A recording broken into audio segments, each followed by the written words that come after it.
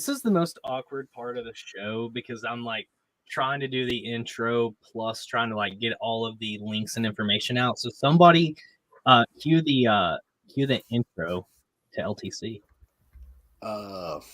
Absolutely, bro. He just takes his camera off.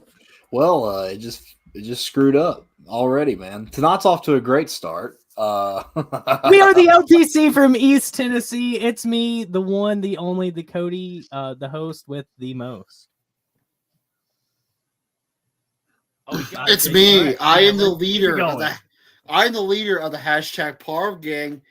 Matthew Parvin here. Hey, it's Coop Daddy with too much velocity in the car. I'm Don Good, aka Don Ready Bush. Dude, I'm JKL. I'm back, bro. Well, just like Roush, man. Hopefully it's done with and over, right? You always crash at some point through the show. Usually it's halfway through, but you crashed at the start, so it's not going to happen again. Yeah, hopefully so.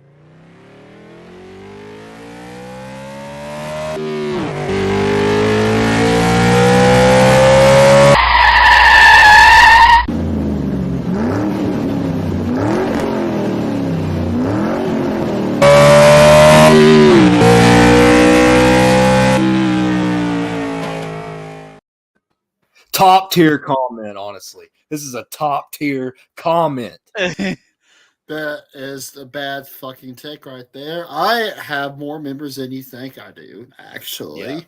Yeah, they're just not part of the Discord. Y'all can join the Discord and join the Parv gang. Parv, this is your Parv gang member right here. This guy on the street. Well, the StreamYard duck. Yes. I don't know why that intro. That's played, my mascot. But what's up, boys? What's up? How's it going? We just got back from the Midwest. We did. Before we get into that, though, I do have something to announce. I have a giveaway, free T-shirt of their choice. Gasp! Hold on, I know, right? Let's make you priority here. Okay, all right. I appreciate that, man. I appreciate it. Lord have mercy. There we go. I've never heard anyone under the age of 50 say "Lord have mercy." That's a first. All right, so giveaway, free T-shirt. I had a bunch of people enter. This is going to be fun, but since I don't want to be the complete bad guy, Cody, do me a favor, pick a number 1 through 27. 1 through 27. Yes, sir. You're picking the winner, so no pressure. Giving it up to what's behind me. It's a Buc-ee's behind me. I'm in a Buc-ee's parking lot right now because we're going to Texas. Shout out Jordan for getting a win. Shout out Bubba Wallace. 23. 23? Oh, man. Sid Watson, you're the winner of the T-shirt. DM me, and we'll get that situated. It's over. Shout out Sid Watson one time. Yeah, it's awesome. Congrats. Cooper, is that a relative to you? Yeah, he's got more velocity than me. So more velocity? Well, I'm pretty sure it's a she, so that's wrong. Well, congratulations to it's Sid. A girl? It's a girl? Yeah. Do you think they would respond to my comments if I actually text them, you know? Perhaps. Maybe. No, you can let them. Maybe. I'm going to start every text with you, Jacob. I'm going to start saying something about Roush. That'll get your fucking attention. You probably will. We'll see. All right. So, we went racing. And that was fun. And that was exciting. Jacob did his giveaway. Is our guest here? They were, and then they left the front. So I don't want to pull him in if he's not going to be here. So I don't want him here. I know. Yeah, we got some. Good Lord. So that's my my spawn step my devil spawn stepchild. It's Pudgy. Buddy. Close. Buddy's an official member of the cult. We have LTC, which is Left Turn Chihuahuas. It's a new group we've started. Heidi's a member. Yeah, Heidi's a member. Buddy's a member. We need to get like they would both like attack each other 1,000,000%. Yes. But we need to get a picture of them together in their jerseys. There's no fucking way. Dude, wouldn't it be? What if we got a picture of them while they're like lunging at each other though? Because that's what would happen. Oh And my it's like God. Kyle Busch fans versus Harvick fans. Bro, the only way we're gonna do that shit is like Photoshop it. That's the only way we're gonna get them together. Shout out Mom for hopping in. Yep, 45 did do it for Adam Petty. That was that's one of those things that's just so cool when like two like an important date aligns with like a big feat. And Kurt Busch winning in the 45, obviously on the week of Adam Petty's death, which is a really cool like memorial thing for him. So really cool to see things like that fall into play in NASCAR. So a few weeks ago, we did our LTC like fan moment where we had somebody come in and talk for a little bit. First time we did it, it was Ryan, Stat Guy Ryan. So this time we have one of LTC's all-time punny people. He's always got something to say in the chat. Him and Dalton have started a feud in recent weeks. And I guess like it's finally going to come to a head here on LTC. Oh, is this where he dies? Yeah, everybody's gonna Dalton. His name is already fantastic. I know, yeah. He's coming in swinging at Dalton. We got a hashtag Parv gang here. Thank you, Mama Cody. Thank you so much for being Larson fans versus member. the RFK fans. Dude, they would lose so hard. So hard. All right, so without further ado, we're going to bring in a close friend of mine and somebody that me and Jacob have both worked with in the past on a film, Mr. Jesse Carter, a.k.a. Kyle Busch. Who the fuck is Kyle Busch? I think I was trying to spell Kyle Busch the best way I could. I hope I spelled it right. I think you did. You did. Okay, great. So Jesse Cooper, Jesse Dalton, Jesse Parv, Jesse Jacob, Jesse Cody. Nice to meet you, Jesse. Nice to meet you all. What up, dog? Jesse, I had class with you before at Northeast. What's up, my guy? How's it going, man? I could only imagine being in a classroom with Cooper.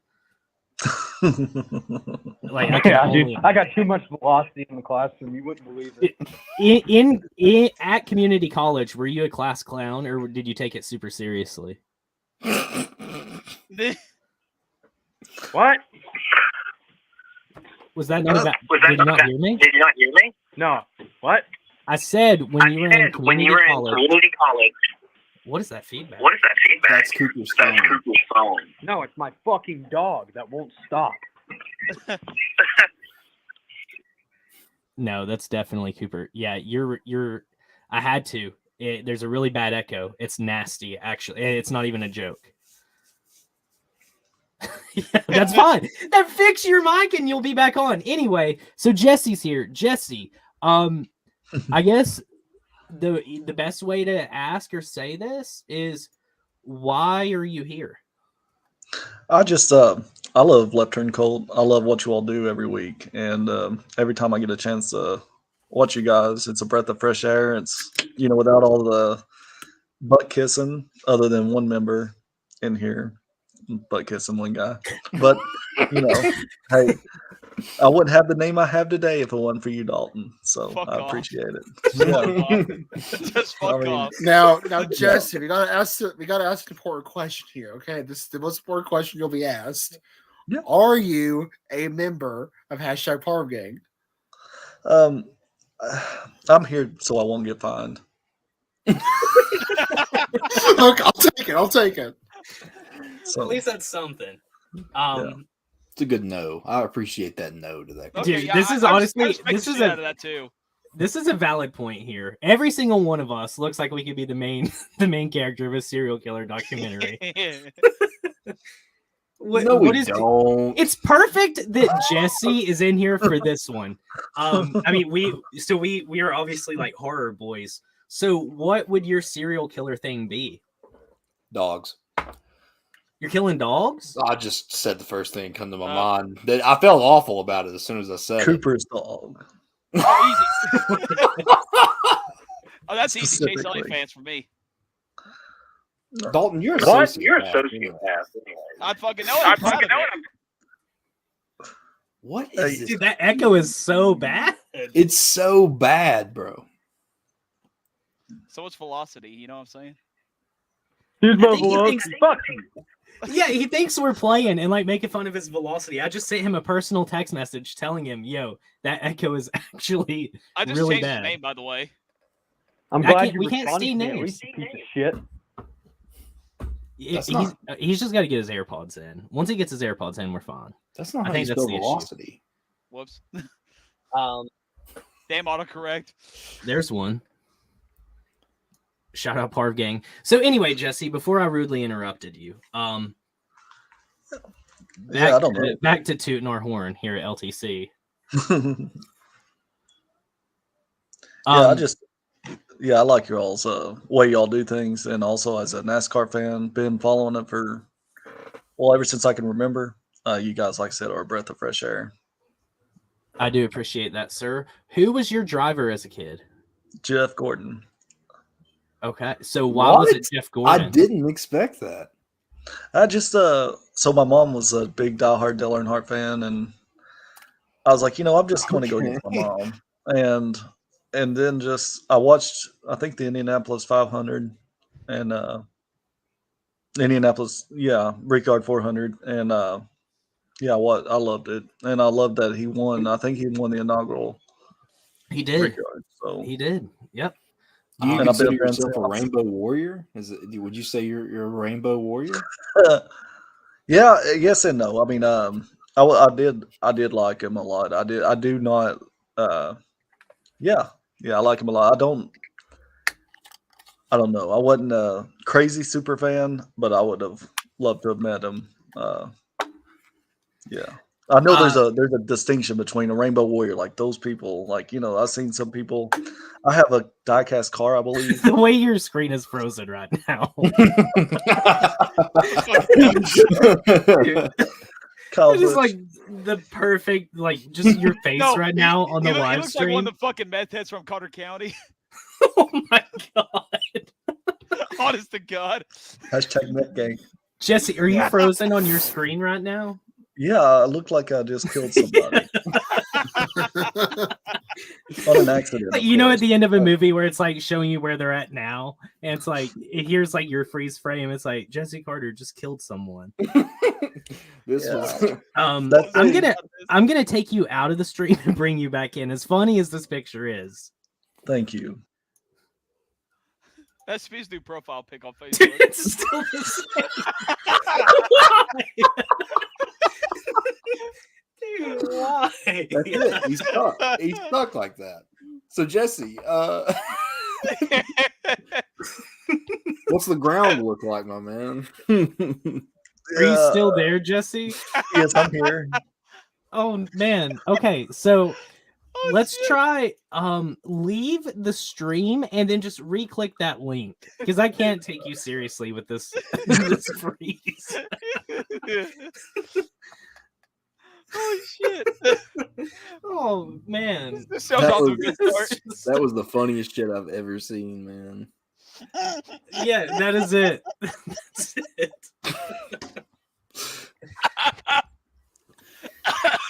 While we're waiting for him to return, why don't y'all Oh my join the? God. Have y'all joined the Discord yet? Y'all should join the Discord if you haven't. Holy shit. We got a Discord full of memes. Some guy named Joe Retro always tries to talk about Roush's being back, like defending with Jacob, and like I always say no. But join the Discord. Turnpike's got some good takes. Oh, he's Coming finally at you. fixed. Oh, he's fit. There he is. You're normal again, dude. Holy It's nice shit. to see you. Yeah, man. That shit Yeah, it had me looked like I dying, ran bro. over somebody, and I was on an accident. I was like, oh, yeah. What a place to freeze. Where were we? You weren't a diehard, like you didn't paint your face with a 24. No, but I do consider myself like a decent follower. Nothing like you guys are when you all's respective fan bases, but I definitely was more than casual, but less than diehard. Got you. So did you follow him all the way up until he retired? 100%, yeah. And then you went from him to where? Chase. Yeah, my boy. But I like Chase a little bit before, way before Gordon retired. I think it was the Darlington race in 2014 or 15 when he passed 2 cars on the third turn or something to win the race. It was a green, white, checker type thing, or 3 laps left. And I was like, that guy's going somewhere. As if it wasn't for Hendrick or wherever, he would definitely. He's one of those guys who's would drive in any piece of machinery. So, what brings you to a driver? Like, what about being a NASCAR fan? Perhaps makes you more akin to, you like a specific driver, and he does look like a snack. You totally latch on that one individual more so than people do in the NFL per se, right? Yeah, we have the same option in the NFL to follow a team and then the individual players. But what about it for you as a fan of NASCAR, like gravitates you towards a driver, and why would you choose a driver to be your guy? Well, so I'll say this. I may get a lot of anti-Hendrick hate. I hated Jimmy Johnson. Okay. Elaborate on that for me. Because I think you share like a opinion that everybody else has.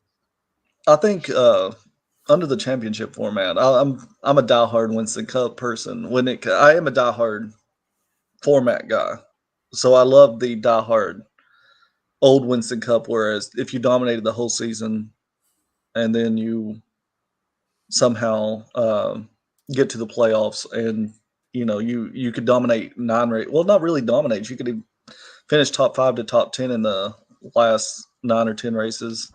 Consistency. Yeah, consistency, and that's what this championship format doesn't reward consistency throughout the year as much as it does for the later half of the year. Because let's face it, Michael McDowell last year should not have been in, and I'm not saying that to be negative. I'm just saying, you have certain racetracks where anybody can win, and it's not fair to them. Steam coming out of Cooper's ears now.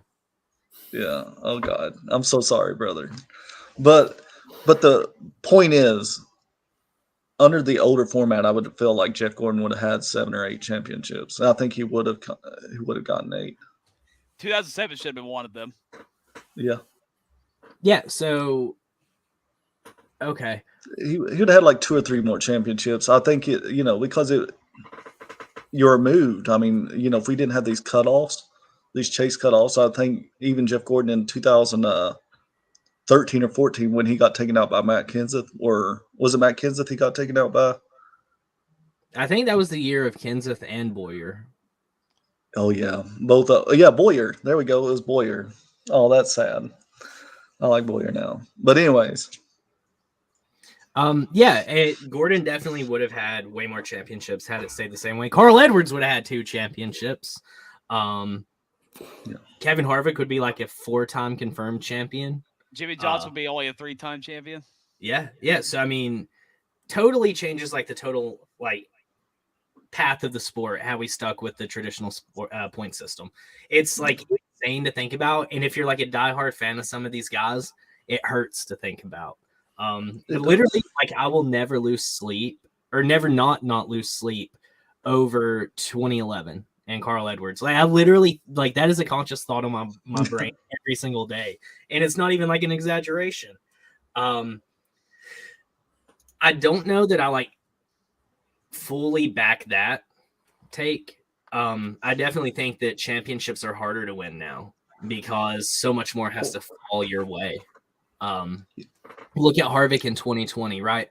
Under the Winston format, he would have had the championship locked up already, right? But he didn't because he didn't perform as well in the playoffs, so he got booted out. The luck didn't fall on his side. Yes. 2004. Yeah, but he said a bad word on national television, so he didn't win a championship. That's fucking stupid, man. Like that's still. I love the response to that. That's fucking stupid. Fine. Well, so in my opinion, though, I think if they did it, they selected the tracks like in a lottery type way instead of just. I don't know how they're doing it now, but if they did a lottery type thing, like pick a number. I mean, we do run the risk of seeing like a track 3 times, but we also run the risk of. Are you saying for the championship race itself? Yeah, or open up the championship race itself to like 8 racers instead of just 4. Yeah. I mean, it's like very much an NFL type format, right? Or the NCAA tournament. It's a one and done.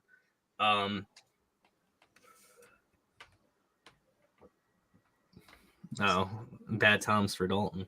But yeah, I think the shoulda, coulda, woulda with like the championship format, it hurts too much to even like think about, right? I try not to even think about the fact or the idea that we have just a continuous running championship battle.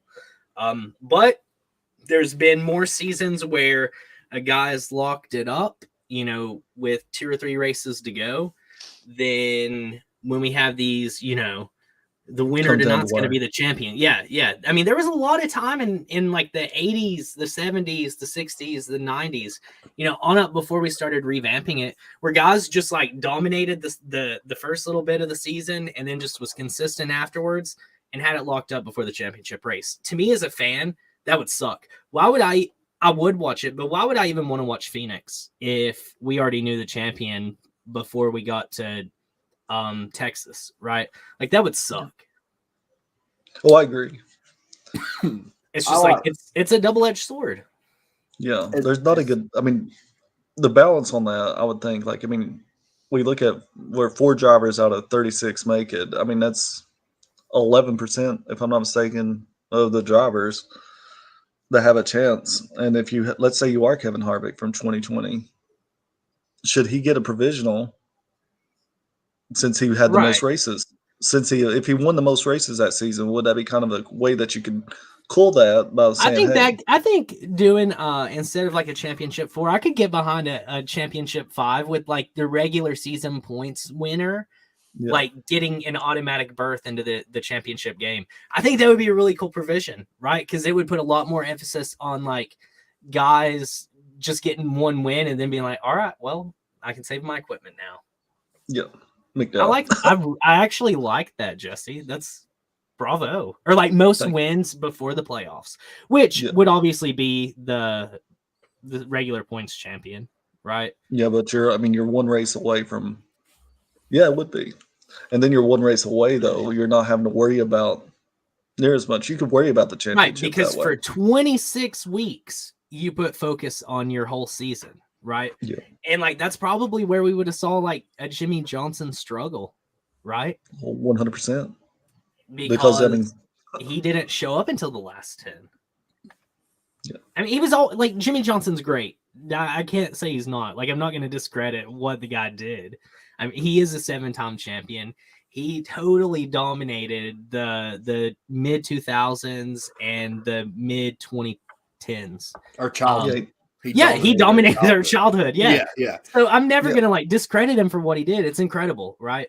But Jimmy Johnson ran very well through the regular season. But if he would run in the chase the way he did in the regular season, Jimmy Johnson would not have 7 championships. No. And I agree with that.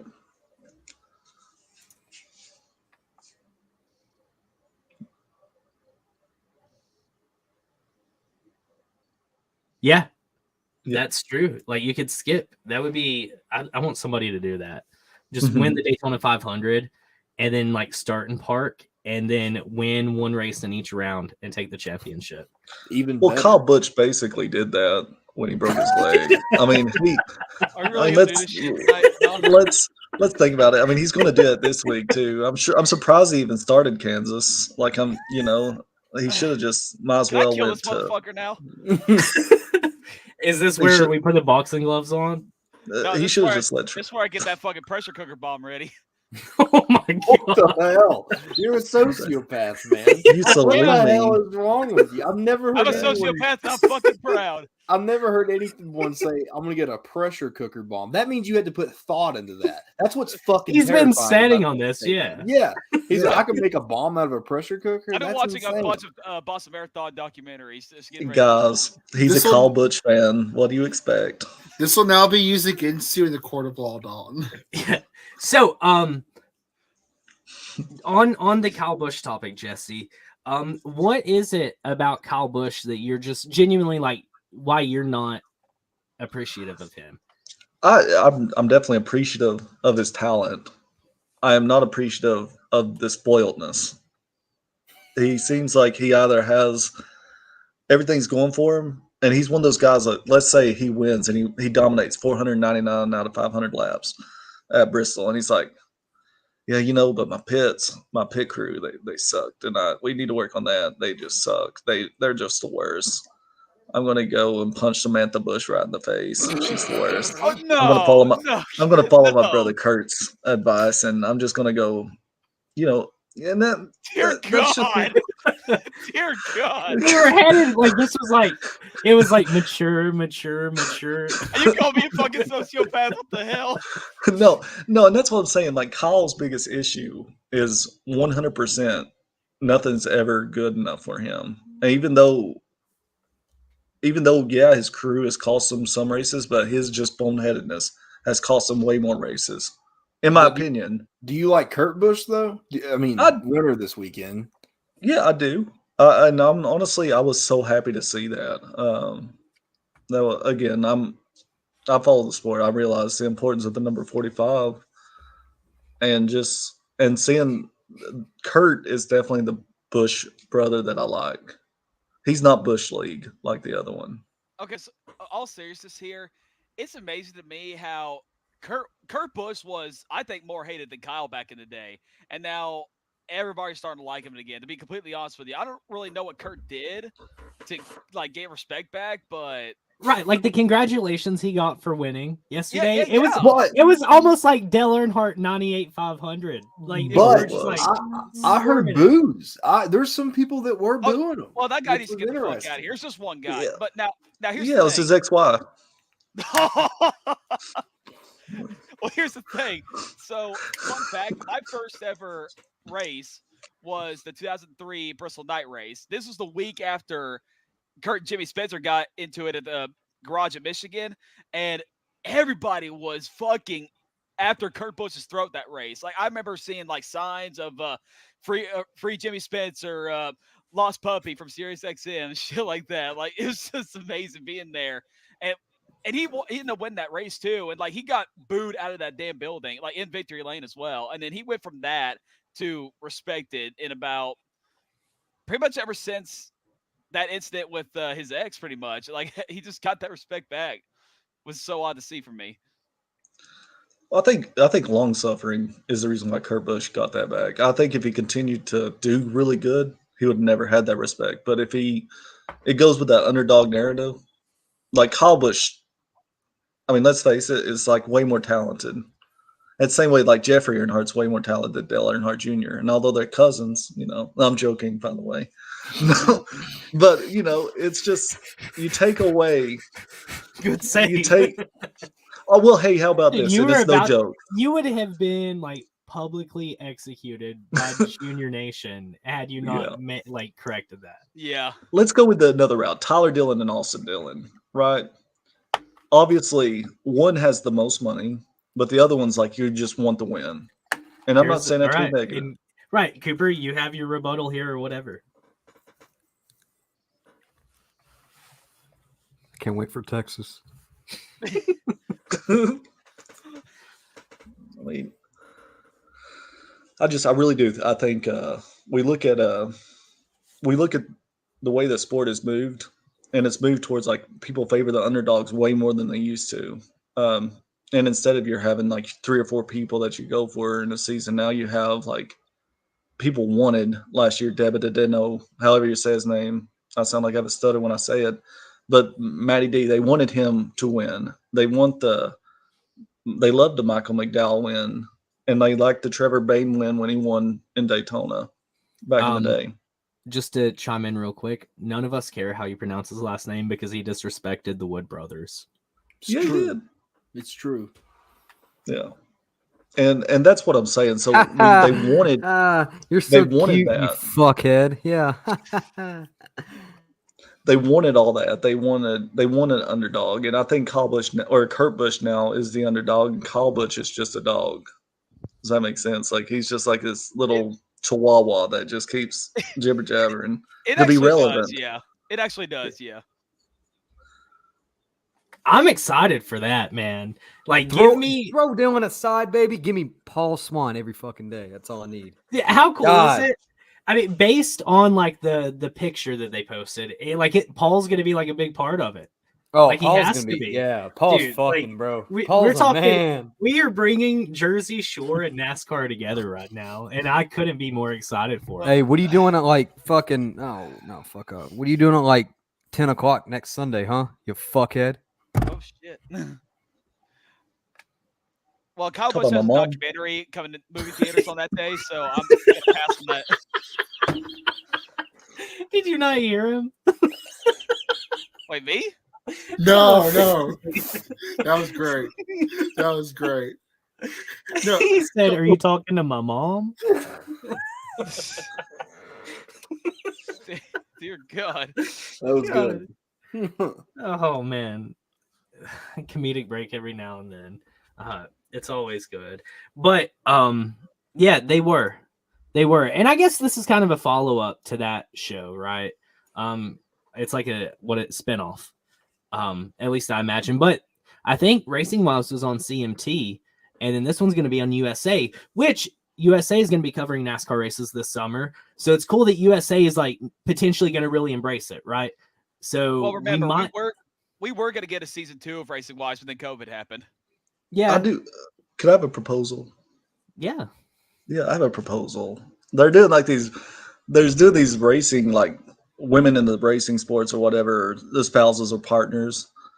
They should do like the lost racetracks where everybody's had a turn on, like and I know Earnhardt Jr. did one on racetracks, but I'm talking about like women in the sport, where like lost racetracks.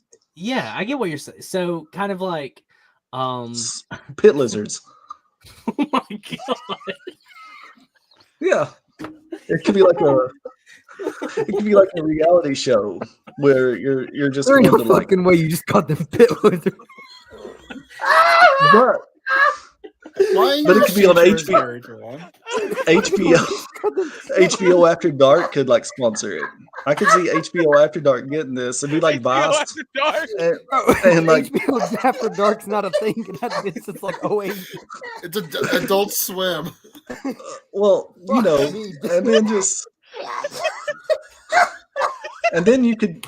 I mean, it opens up avenues. Pit lizards. We are. Yes. LTC is white trash TV. Amen. And that could be a rerun, like the G-rated version could be on like PBS. Oh my god! Jesse, You're telling me we're gonna get to the point to where LTC has like legitimate government funding? Where we're oh on my god! PBS? I could see that eventually.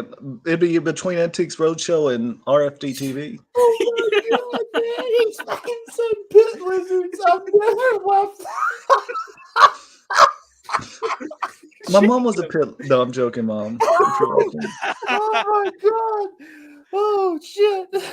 She was a pit salamander. Holy hell, man! Disney Channel. It could. I'm It crying. could. That'd be the best show on Disney Channel in years. That would be no. Is what that would be is like where are they now? Yeah, Marvin, that's like your the pit parents fucking lizards. Watch it, you fuck. guys. It just dawned on me. We should go live on the hub as well. I've There's a said that whole before. there's a I've whole said it market before. over there. Oh yeah. There Whole is. market. And I'll be honest with you, there's been times where my laptop has moved up and down vigorously while watching this. What? Fuck, man. That took a left turn. No, I don't. That was a left turn. Yeah, that was a left and a right turn. It's you watch us on the hub, and then when you're done, you go somewhere else on the hub. Yeah, Yeah. Parv. We're Yeah, the after we're show. perverted. Perverted. No. We are not using my name for that. Bro, stop. Parvert the pervert. Can we get Jesse on once a month? No. I think that's fair. I mean, great debut. Oh, this is a good one. This is a good debate here. What happens first? Pit Lizards get the TV show, or Roush is back in victory lane? Bro, you already know, man. Pit Well, Lizards. with Kyle Busch, Kyle Busch is basically the pit lizard. So I mean, Get the fuck out of here. so when Kyle Busch gets his own reality show, I'm pretty sure I have. Honestly, I would love a Kyle. I'm 100% honest with Well, this. I would love he's a Kyle getting Busch movie reality. in June 23rd. I saw that. Yeah, but what I was would it? love a Kyle Busch reality show, like showing Braxton's like upcoming and like go karts and like I want to see more like Dad Kyle Busch because his y'all didn't YouTube know. channel is incredible. The Kyle Busch show is already out. Just letting you guys know. It's under a rebrand called Jerry Springer Show, but it's kind of the same principle.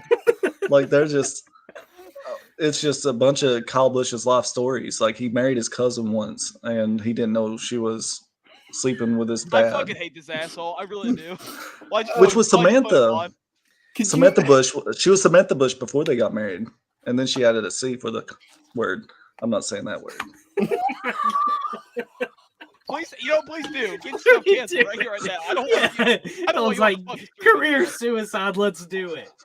So what happens first? Pit Lizards TV or Pit Lizards for the win, baby. Let's go. Roush is going to be Victory Lane very soon, dog. Dalton talks to a female or Dalton talks to a female every time he talks to Kyle Busch. I'm deleting this comment. Fuck you. Jesse. Nope. I got to go, guys. Hey, Jesse, thanks for coming on, buddy. Hey, y'all have a blessed one. Hey, You too. and keep doing what you all do. I enjoyed it. No. Thank you, sir. Stop. All right, Fuck. so we're back. Fuck you. Could you imagine if a driver got so mad at another driver and just called them a fucking pit lizard? Honestly, I think that's what I'm gonna start using as Yeah. a slur. I want that to like, be an NASCAR insult. fans I hate. Yeah. Yeah, pit lizard. Fucking pit lizards, bro. I got a All couple these of Roush people in fans mind are for that pit word. lizards. Don't you, Cody? I always got people. Big Todd Gillen guy. Fuck Todd Gillen, man. Dude, Todd Gillen has put together an incredible season in that I don't 38 give a car. shit. Fuck him. I hated him at KBM. He didn't do Dude, shit. no, you are being ridiculous right You now. just That hate him kid- win because a he stood up KBM. to his Shut boss. the fuck up. yeah, That's the only reason you hate him, because he stood up to Kyle. He didn't take no shit. Nope. Oh, he fuck said it. nope. What's Hey, good? What's good? boys, manufacturer possibly is coming. A new one, a new manufacturer. What? Yeah, bro. Who It's could it be? Dodge. It's probably It's not Dodge. It's No, not it's Dodge. not It's not Is it Dodge. Dodge? It ain't Dodge. Nope. I'll tell you who it is. It's Honda. Doge. Honda. It's Let's Doge. go. Doge. It's Doge. Does Honda, Dodge. does Honda make a V8 engine? Nah, They makes can. 4 bangers, baby. Toyota That's all it Camry be- didn't. would Toyota it be didn't the- make a V8 for Toyota- a long ass time. Toyota does make Now, a V8. Though. would it be the Now, Honda? yeah, but No, I they don't made think a- they had a V8. Yeah. Did they? In the Tundra? Does that count? Yeah. Nah, dude, it's gonna be a bunch of 97 Civics out there. Would it be a Civic? Would it be Civics or Accords that Nah, Honda no brings Accord. in? No, It'd have to be a I think Accord. it is the Accord. I think the Civic would be the Xfinity car, which sucks, but it's the same way with the Supra and the Camry. I think it's Yeah, Dodge. that's shitty. I don't think anybody else. I've got 2 picks in mind. It's either Dodge or, of all people, it's going to be Nissan. I I've want got it a to be contact Nissan, that gave me some info if you want it. Do you want info? Yeah, drop in the chat. Do you know? Hey, I'd like to see Ben. This is y'all. This is an LTC exclusive right now. Turnpike is giving us an LTC exclusive that we are giving Chad, out. I can, dude. I can tell by Chad in the space, man. If Honda were to come in, I want that man to come in and give like a 30-minute lecture as to why he doesn't like Honda in the sport. Because Chad will shred them a new one. Man, I drive a Honda. I drive a Honda CRV. Nissan can't afford NASCAR. I hope that's a joke. That's funny. Hey, dude, there's a plant out there in damn Middle Tennessee. Yeah, I Yeah, live like man. 20 minutes away from it, and Matt works Won't- there. So won't you get a That does job work there? there. Yeah, he does. I forgot Yep. about that. I DM Dalton with it. Dalton, Okay. Dalton, Fuck. drop the bomb. I don't know what the fuck. I hope to God it's a fucking porn. I hope it's a porn. I know. I hope it's the damn Pornhub intro. Come on, give it to me. It's a Rick roll. Are you ready to read it? I have it right here. Yeah. He just sent it to me. Okay. He said, Turnpike says. Say no. You don't say that. You say an anonymous source. Okay. says. Mr. Fuckass said this. Here we go. Fuck ass says, not sure if you're interested, but I've got in contact with Stuart Haas. Okay, stop! Don't read it verbatim. Jeez, never DM Dalton anything. Jesus Christ, You Dalton. leave the sources That's out. Good God. That's what he gets for fucking commenting dumb shit on the stream. So fuck you. Are you gonna read it but blur out the? You Like, tell me Dude, not this to. is so breaking fucking news. Come on. yeah, you don't read names or places. I didn't say Stuart Haas. Hey man, I heard Stuart Haas is going to Tesla. Oh my god, did you guys know that? The team principal John Jefferson told me that. Hold on. Keep my Eminem's name out your fucking mouth. That's Wow. not Chris Poor Brown. Dalton. Okay. Would you just say Par? Fuck you, dude. Honestly. I don't know why that pissed me off. Don't. What the fuck? Can you just read That's this some shit. information? No, you ruined it. Sorry, it's done. No, okay. Then Turnpike, send it to me. Yeah, send it to somebody who's fucking Actually, doesn't. fucking competent. Jesus Christ. God, I fucking hate you, Cooper. Parv gang, let's go. Drop in the chat, y'all. Oh, you hate me? All right, Steve. You're more like Stephen Carnes. That's what you are, bitch. Fucking knockoff. Everyone, Steve Carr's like drop F. I'm for not. Steve's a respect. great man. You're the fucking knockoff version of him. So swine. So drop F's in Huh? the chat for Dalton. Okay, For so respect. I have the breaking news here, okay? Okay, all right. I'm ready to hear. So an unnamed source told me this. Fuck, not safe, that- bro. that they have an insider and there are no internal talks about Dodge Thanks, currently Melissa. coming in as a manufacturer.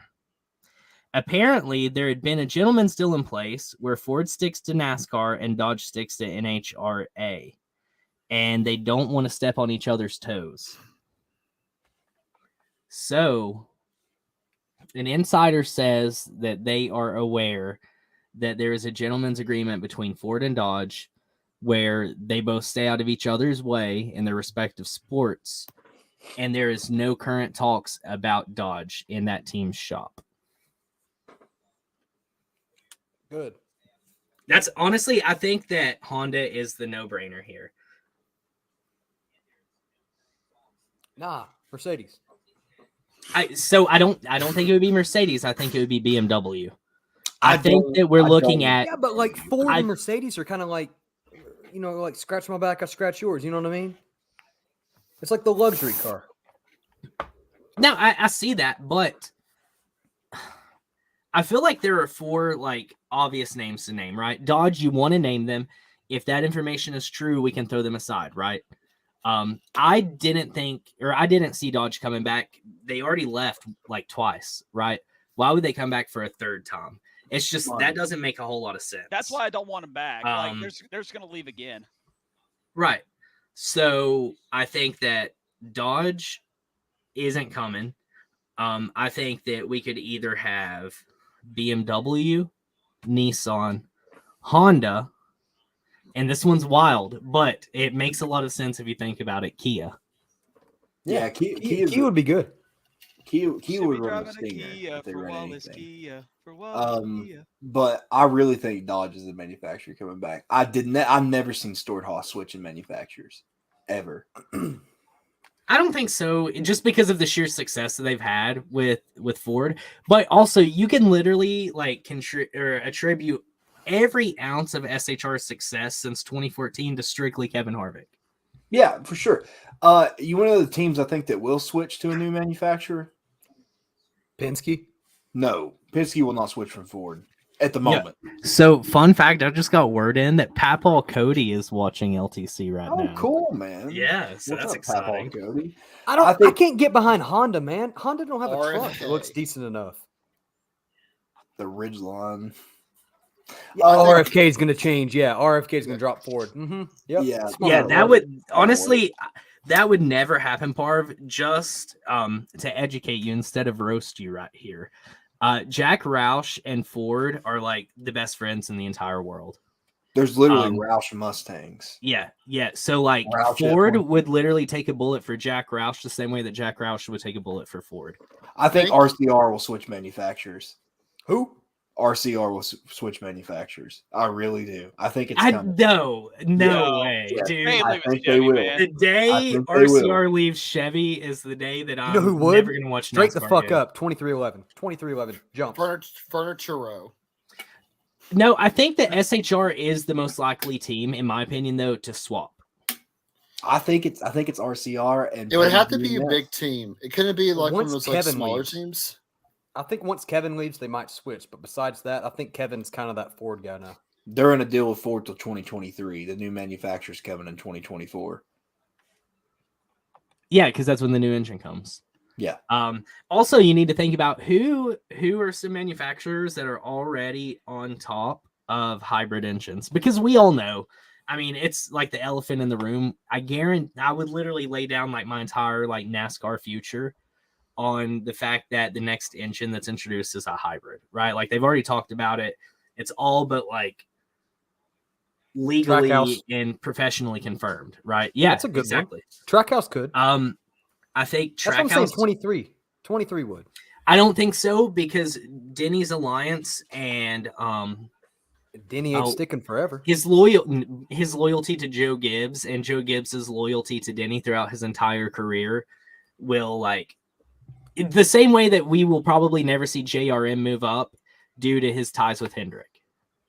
What about Colleague? Colleague could be a good switcher. Colleague could switch. I mean, Yeah, they could easily Colleague switch. has no horses in the race, and I do agree with the Trackhouse take. Yeah. That could be a team, but I also feel like their success so far with Chevy and Yeah. Justin Marks is deep in with Chevy as well.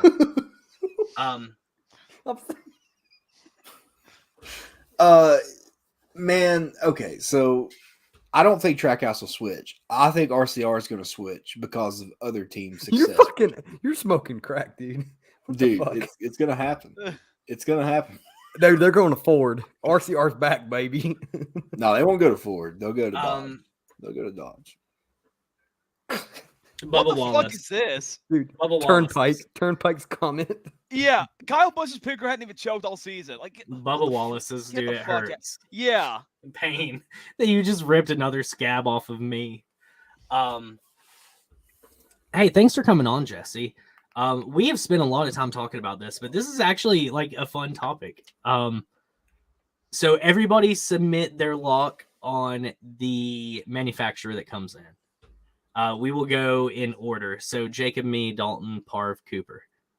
So it's going to be Dodge, and here's the reason why. Dodge is currently working on electric and hybrid engines heavily, and they're one of the only manufacturers to be working on hybrid and electric. A powerful hybrid Yes, engine. a powerful hybrid engine. And NASCAR is going to hybrid engines. They're following the move. So Dodge is definitely the one that's going to be coming. You got Ford, who's already, I mean, they've absolutely switched to electric cars. Love it or hate it. You know, you got the F-150 Lightning out. You got the Mustang Mach-E. Chevrolet starting their own electric alliance. They got the new electric Silverado coming out. You see the manufacturers that are working on electric engines right now. It's definitely going to be Dodge. Toyota, obviously, they've had hybrid engines for a long time now. But the two that has worked on the hybrid engines the most is probably Toyota and Ford. Chevrolet and Dodge are new to the game, in my opinion. So I think it's definitely going to be Dodge. Jacob, do you care to enlighten us on this? Because I feel like you have knowledge on this. So Dodge left NASCAR the first time just to pull out because of money reasons.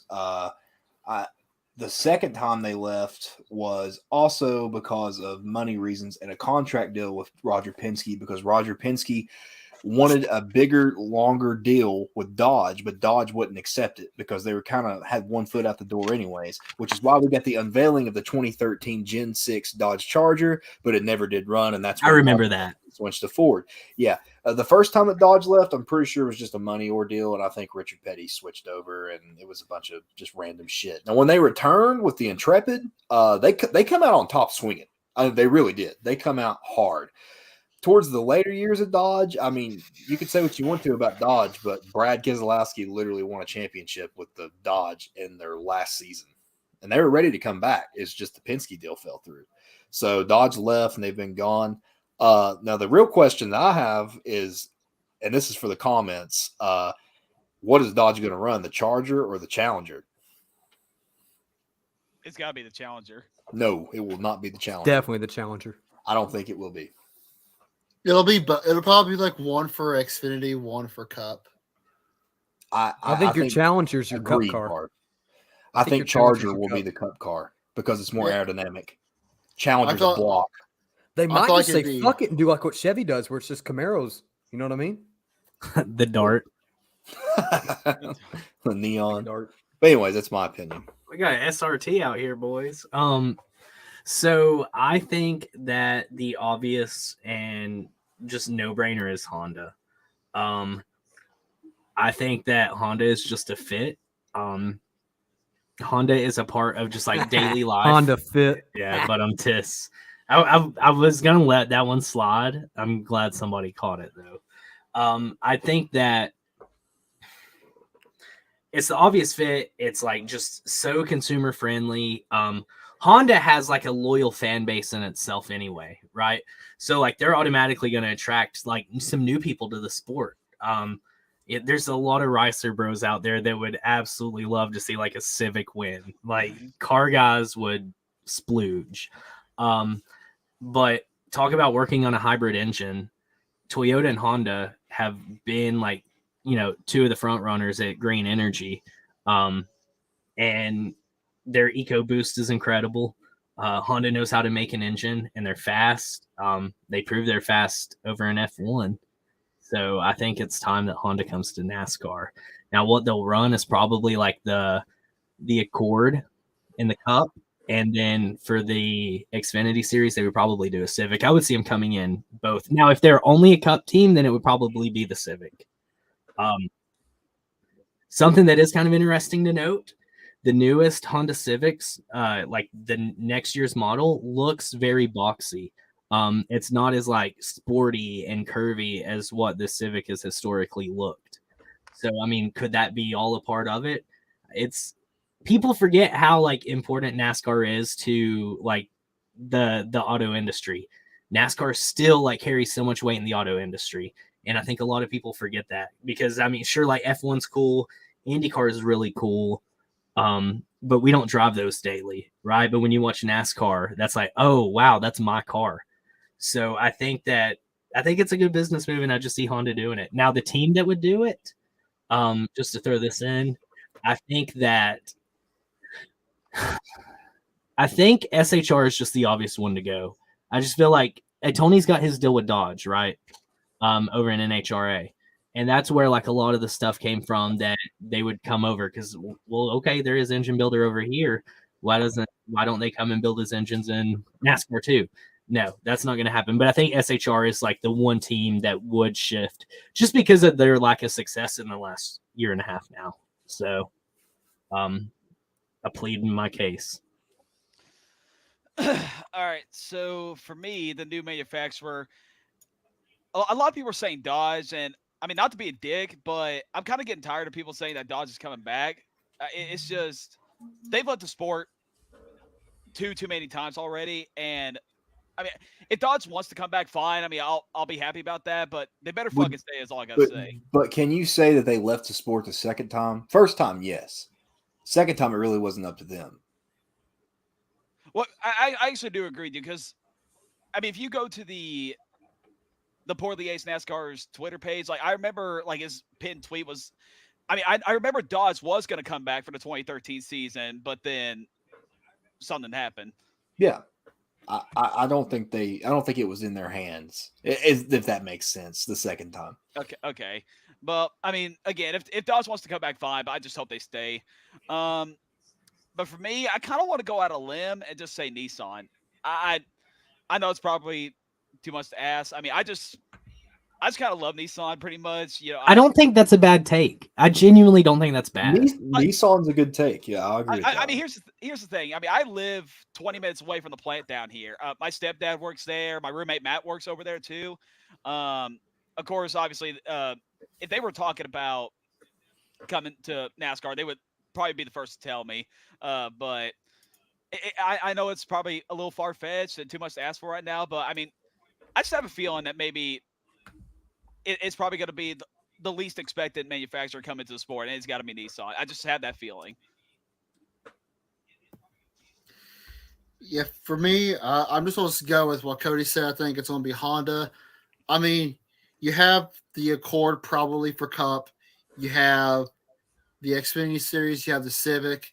And then truck, I think it's the Ridgeline or something. I don't know what Honda trucks they do, but you know, Harv, are you a Honda loyalist?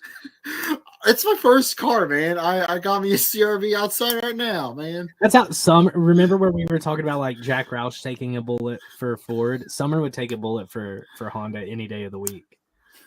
I mean, you know, their services are kind of terrible, but we're not going to talk about that. But yes, thank you, Dakota. Appreciate you. But yes, I feel like Honda will be the team. I think we could see Storehouse be the team to transfer, but I wouldn't be surprised if it is going to be Trackhouse. Hold on a second. Wait just a second there, buddy. If you have any idea how many times that we have said that, He took it straight off. looks like Bob Pockrass. Does this work for you now? He looks just like Holy him. shit. He acts like him. He does. He Put me up, does. put me up fully so people can like gift this or whatever. So they can see me as here. I'll take my headset off if you like put me up full screen. With Parv's or with Dalton's get up and his monster water bottle, you better watch out. Yeah. He might beat the shit out of you for asking him stupid questions. Right, Wait, there do you it go. again. Do it again. Do it again. Okay. Hey, Parp, do those glasses have lights? So funny.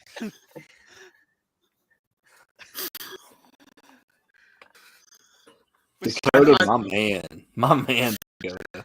Well, I know that New Hampshire doesn't have lights because it's hilarious. He is Bob. Parv's is that her bullying Bob. Right? Yeah. And Jacob is Kurt Busch. He wants to kick his ass. I mean, that's normal, but so Cooper. Yeah, Coop. I feel like Coop's going to agree with me, or he's going to say Kia. It's one of the All other. right. So I feel like you guys are missing the big picture here. So there's something that's missing. There's a manufacturer that could come out. They could come out swinging hard. And honestly, throw Jack Roush aside, throw Ford aside. They change. Roush goes to this new concept car. Okay. It's an old throwback to the 80s, but I feel like you can make it work on the track. The two drivers kind of fit the mold. And I got a picture that kind of represents who it is. So Jacob, you'll appreciate this. I think the Reliant Robin is going to come to the Cup. I feel like a three-wheel vehicle is going to be the perfect vehicle for Roush, Brad Keselowski, and Chris the Busher to run. Look at the car. I'm telling you, the number placement can be right on the door. You can't push it up too far because you get into the front fender. So the number placement's perfect. No one bitches. You get the car, you run it out there. I'm telling you, I think sponsors flock to this hard. I straight up believe.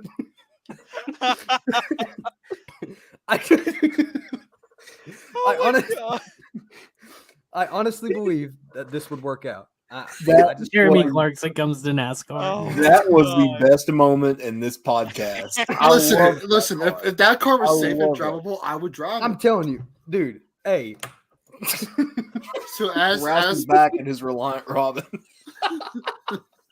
How do I get here? Hang on. Can I do something? Hold on. How do I screen share here? Chad said, "Wow, nothing to say to that." Put my face in the Robin thing. Hang on. I'm not even done. Hang on. Hold on. More reliable than a CRV. It's true. Those cars run forever. Now you will die if you get in one and run in traffic, but they run for a long time. I'm gonna screen share something super quick. Would they be modernized for today's safety? Or are they like good luck? Let's bring back. I think the Pinto will be the next car. I think you go Someone 5 said loves in Pinto this a car, little and I while think ago this in car here. it runs. Here we go. All right, how do I screen share on this bitch? What I do? I do a little share. I do a little boom. Do a little boop. A little boop. All right, you guys got it? Nope. Yep. Boom. Look, Oh, perfect. Lord have All right, mercy. cool. We'll go right here. Go. I want you guys to pay attention to this. Watch this. Oh shit! I'm Look telling how you. well Dude. it handles. I'm telling you. Imagine Brad K in this car. Come on. On a road course. Oh my Look. Like it gets better. Look, when the guy mean, I'm comes up to literally pick up 20 his car. Look. It's perfect. Watch him.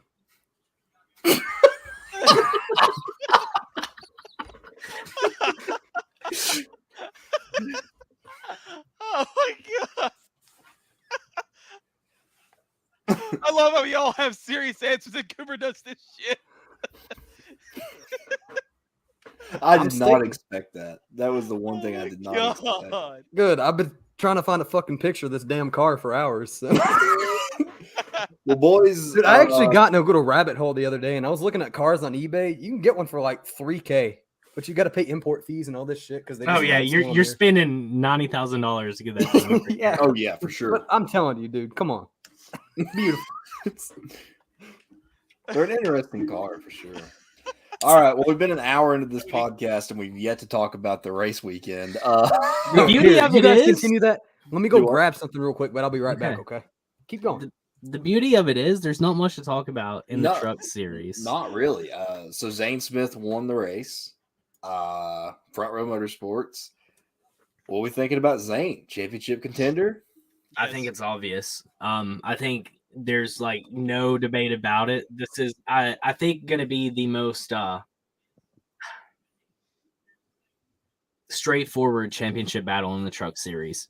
I think there's like no competition.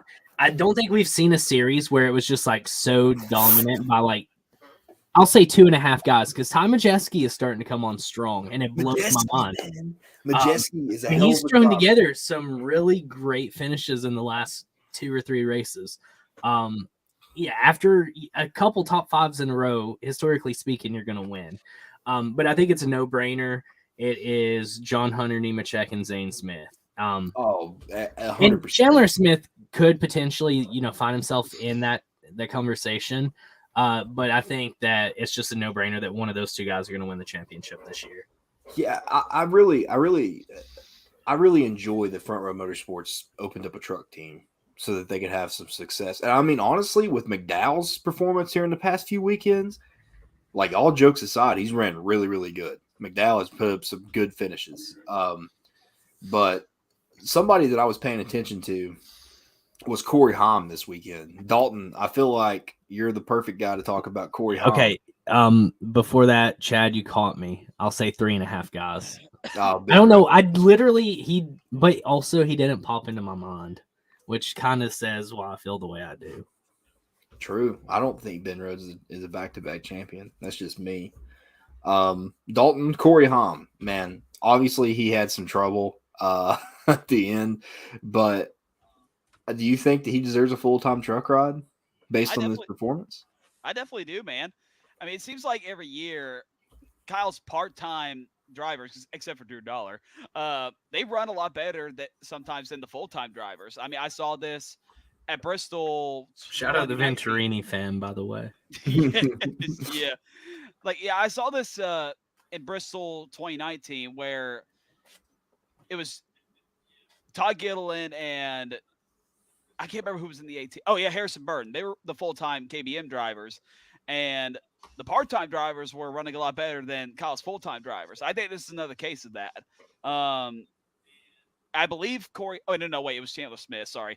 I was about to say I thought Corey Haim got the first KBM win for Kyle this year, but that was actually for Chandler Smith. But, yeah, I think he's ready for a full-time season next year. I think he's proved that, especially with that win at Atlanta. I mean, of course, I know he had teammate help a little bit, but, I mean, he's running good enough to do it. I mean, he's getting the good finishes for Kyle, so I think he's more than ready. Cody, what do you think about Corey Haim? I think, and this might be crazy, but what a reference. What a fucking reference. Anyway, good Call God. me maybe. Yeah, I'm lost now. My brain is all over the place. Call me crazy, but I think that Corey is going to have the same trajectory that Ty is having right now. They were like neck and neck in ARCA last year. Corey's already a proven winner. I think that these two guys might be like the next big rivalry because they hate each other. Like they are not friends. Yeah. They are not friends at all. So I think, regardless of whether or not you think he's like as great as everybody else does, between Sam, Ty, and Corey, when they're all three running in the Xfinity series together, if Ty stays down that long, dude, we could see like some incredible racing for years to come out of these three guys. Oh yeah, for sure. Well, that brings me to my next. Oh, sorry, Dalton. Go ahead. Well, I was gonna say, Cody, I think you were spot fucking on right there. Thank you. Yeah. Could you imagine? Well, I don't think would Joe Gibbs do it? Put them in the same team. I mean the career. I mean the path that Ty's going to Cub here in about 1 to 2 years. So, and I agree with that. Yes. I think that to answer this question, I think that Corey will go to the 4 truck next season. And then John is definitely moving up to the Xfinity series. He proves that every single week when he runs for Sam Hunt, that if he is going to be in, imagine John Hunter, the way he runs in Sam Hunt, even if it is a Joe Gibbs hand-me-down, imagine if he has like the full backing. I mean, look, when he was in the 18, he almost won, right? That was his race and Ty did him dirty. But I think that John is definitely like proven the fact that he's ready for the Xfinity series now. Oh yeah, for sure. He'll be in the 18 full time next year for Xfinity. Okay, so this brings me to my next question. So right now, as the season stands, who are the final 4 in your head right now? Obviously, can we all just go ahead and agree? John Hunter Nemechek, Zane Smith. Yes. Those are 2 of them. Now the question is, who fills the other 2 seats? Cody, I think Tom Majeski's going to go. Wow. I think Majeski's going to go to the Final 4. I really think he's going to have a summer run, and he's going to get himself in. I mean, he's putting himself like there for a summer run. Yeah. I mean, he is stringing together some really good finishes. I'm not a Ty Majeski guy. I know you are, and I never understood why. But I mean, he's starting to like show signs of like potentially being really good. Well, think about it. It's Majeski's first year at ThorSport. He's got, he's learning the team. I didn't expect him to come out swinging off the bat. I think Majeski's got a really good shot to get the Final 4. Now, if I had to pick the other one, it would have to be Ben Rhodes. For sure. Yep, I'm going to agree with you there. It would have to be Ben Rhodes. I really think it's going to be 2 ThorSports, 1 F-150, and a KBM truck. Now, honorable mentions, obviously Chandler Smith, maybe, and this is a big maybe, Todd Bodine. But the 30 truck, man, he's going to get in. No, but I really do think that Chandler Smith and maybe Stuart Friesen. What do you think about Tyler Ankrum? No. Bust. Yeah. You think so? Yeah, I'm selling him. If he was my driver, I'm selling him. Nah, bro. I don't think he's going to go. Hocevar is another guy who could do a Majeski type run. Hocevar, yeah. Everybody keeps forgetting about him. I mean, for a reason. He's there and then he's not. Like his time is coming. He's just not ready yet. He's literally the Daniel Hamrick of the truck series right now. Yeah. He gets so close, dominates these races, can't seal the deal. Yeah, so what? That gives us Hocevar in the truck series, and then we got Trevor Bayne in the Xfinity series, and then we have Tyler Reddick in the Cup series. Like those guys who are just like the Daniel Hemricks of the year. Yeah, for sure. Yeah, but I mean that's who I'm thinking right now as the season stands. But I really agree with Cody. It's going to be a battle between John and Zane. Yeah, I think it'll be John and Zane. I think Carson Hocevar. I think what Cody said is pretty good. I feel like his win is coming eventually this season. I know we have like this long. It has to be. If you finish like in second so many times, eventually you do win. Daniel Hemrick proved it. Because we're having this long section of truck races right now. I feel like in this section he'll get his win, but he'll also be getting those like top 5s, top 2, top 3 finishes. And this will just boost his momentum even more to be in like the top 3, top 4 of standings right now. Because right now he is 251 points in the standings. I think he'll get his win. And maybe Store Frieza might pop in there. But, To answer this question, spicy take, Deegan doesn't make the playoffs. I think she's gonna squeeze a win out. What? I really don't. This And is it's not actually because of Deegan her. hit right now. It's because of DGR equipment. That's why I think they're gonna squeeze one out. I totally see at some point her winning like a pit strategy race. Now, as far as Crafton, sorry, Matt. Huge fan of yours. Done. Just done. No, the ship is sailed for Matt Crafton. Yeah, man. Matt's done. Now, here's a question. I don't want us to go on like a big, long tangent. Is it okay for great drivers to like race well after their prime? Or does it tarnish their legacy in your eyes? It's sad. That's the word I use. Because this is in every sport, right? Yeah. We have a guy who is great, and then they just go too long, and it's like Dalton, don't take an offensive position on this, but Peyton Manning, like his last year in the NFL was dog shit. His Super Bowl, his playoff performance was dog shit. His Super Bowl win was total dog shit. Von Miller Von Miller single-handedly won Denver that championship that year. Peyton, I actually did think Carolina was going to beat Denver that day. I did too. That's why I wanted that to happen. But it's just some guys I'm are a fucking great. Carolina Panthers fan now. Like Jimmy Johnson, for example. Did he go like a little too long? Example. Yeah, for sure. I mean, yeah, his last 2 years, but it was so sudden too. That was the crazy thing. Right. It was specifically, it was after that bad wreck. Yeah. Let me tell you guys something. I'm starting to think Kevin Harvick's about to go too long. Absolutely not, bro. Harvick is a championship contender this year. Yeah, for sure. 100%. I wouldn't go that far yet, but I know Harvick will have multiple wins by the end. I think he'll get back to victory lane this year, but I wouldn't call him a championship contender yet. Chad says Deegan will win Knoxville. I think that is very, very likely. Just watch out for Derek Krause. I don't see that happening. But Callista's a host of our fan. Yeah. Kyle Larson and Carson Hocevar. Wow. That's a duo right there. Yeah. One wears hats. One wears hats and one wears the wall. Or everyone else's front fender. Yeah. So, Cup Series. Did anybody have any more to talk about the Truck Series there? Nah. Okay. Cup Series. Boys, we raced at Kansas. I feel like Cody's ecstatic for this shit. I had to come back. I've been waiting around here for a minute. I just had to show my support for Goodyear. I think Goodyear is a fantastic tire. You know what? Actually, hold on a second. Hold on. I've been waiting. I've been sitting here listening to you guys. Hey, Stuart Friesen's going to get his win soon. I think that's coming.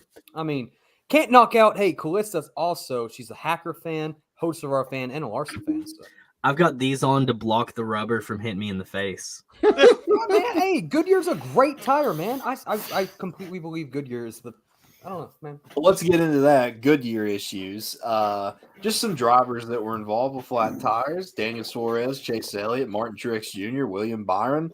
There was probably a few more that I'm missing. Joey Logano. Yeah, it's no big deal. I mean, hey, guys just don't know how to run a car correctly. Chris Buescher? I think that's the issue it comes down to. Chris Buescher had one. Well, Chris Buescher practiced. Yeah, that's so Logano was in practice too. So as LTC's resident Bob Parker is here, I have some news about Goodyear. They're shit. And that's it. They're here to stay. They're here to stay forever. Harv, does Goodyear tire have lights? So yes. It's I think for me, it's just for the first time. It's not the first time that this has happened. So this season, no. Yeah. So Kyle Busch did say that this was the same tire they ran at Vegas this year. I actually listened to Kyle's interview, and he kind of just. I think teams You were actually listened to it? No way. Will you stop fucking interrupting my ass? God bless. No way. What I'm trying to say is that Kyle's thinking that teams have been too aggressive in their setups this weekend. Kyle said they learned their lesson after blowing a left rear in Vegas early this year. And I think that's the problem. I think teams were bringing a little bit too much camber to the race this weekend, and that's why we had all these tire failures. I thought it was going to be for a practice thing only, but for that to carry on to the race, I thought that was a little bit odd. So just interesting note that I had to put out there. So I don't think that teams being too aggressive should be an excuse for tires blowing out left and right. That's just my opinion. Oh, I man, think that's a bad take. That's a bad take. I think the whole point of racing cars against each other is the fact that you have to be aggressive, and tires should be holding up. Now, also though, on that, I don't think we can have our cake and eat it too. Yeah, you ever went to the store and you got a bag of chips and you're like, man, this bag of chips tastes a little bit stale. It's the same thing with the tire, man. Sometimes your tire's just not that great of a compound. So listen, you change it up. You look the next week, man. Goodyear always produces nothing but great tires. Three of us are going to know what I'm talking about. This guy is a Goodyear apologist. Well, that's what I'm saying. Absolutely. Three of us Goodyear are is going a to remember great this. tire. Tony Stewart. Remember when he got so pissed off at Goodyear? Hey, look. Like I said, it's the same thing. It's like when you go and buy cereal, man. You get bad cereal. It's the same thing. Your tires are always going to be different. It doesn't matter. Goodyear's going to come back next week. We're going to have great tires. I've never bought cereal that's stale, fresh. Cooper. Oh, do you not shop at Aldi? You not shop at Aldi? No. Okay, well, I'll go fuck myself. Cooper, I think the velocity, like from your car. I think the velocity is what was hitting that tire, and I think that's what made it shred out. That left side was getting a little. I think that velocity kind of fucked it up a little bit. So when it, yeah, you got nothing to say because Goodyear's a I great know tire. What this means. I think we should move I on. need you to elaborate. I just need to know what that means. I think that when we did our pre-race space, Chad dropped a knowledge bomb and he was like, "Yeah, it's the camber on them." And so I think that came to fruition. I think Chad called. We need to talk to those Lynn Garden guys. Listen, here's the thing: figure out the camber on a correct car. That's what we need. Chad is a car guy, and if a car guy tells me something's wrong, I'm gonna listen to the car guy over my. Yeah, so's the guy that was at Pal's behind me yesterday. I mean, he knows what he's talking about. So. Yeah, he does. See. Yeah, but I think that I for the first time I think ever in the history of this podcast, I'm completely agreeing with Dalton 100%. What? Thank you. I think that teams are. So I was very critical about it too until I started thinking about that in the same way that Dalton expressed it. And to be honest, before Dalton talked, I was gonna say that I think the Goodyear needs to get their shit together, but Dalton convinced me in his statement. So I become best friends. I disagree so hard. Can I see the camber setup? Does anyone have a picture? Because I want to see how, like, what we're dealing with here. You know what I mean? It wasn't any more aggressive than what they've ran in the past. It's just a different tire. That's the thing. That's what, yeah. Because like, wow, that was a big. I mean, I do think that there have been enough tire issues, regardless, to warrant like a little bit more investigation into the tires. I think everybody would agree with that. But also, it's the first year of a new tire and a new car at the same time.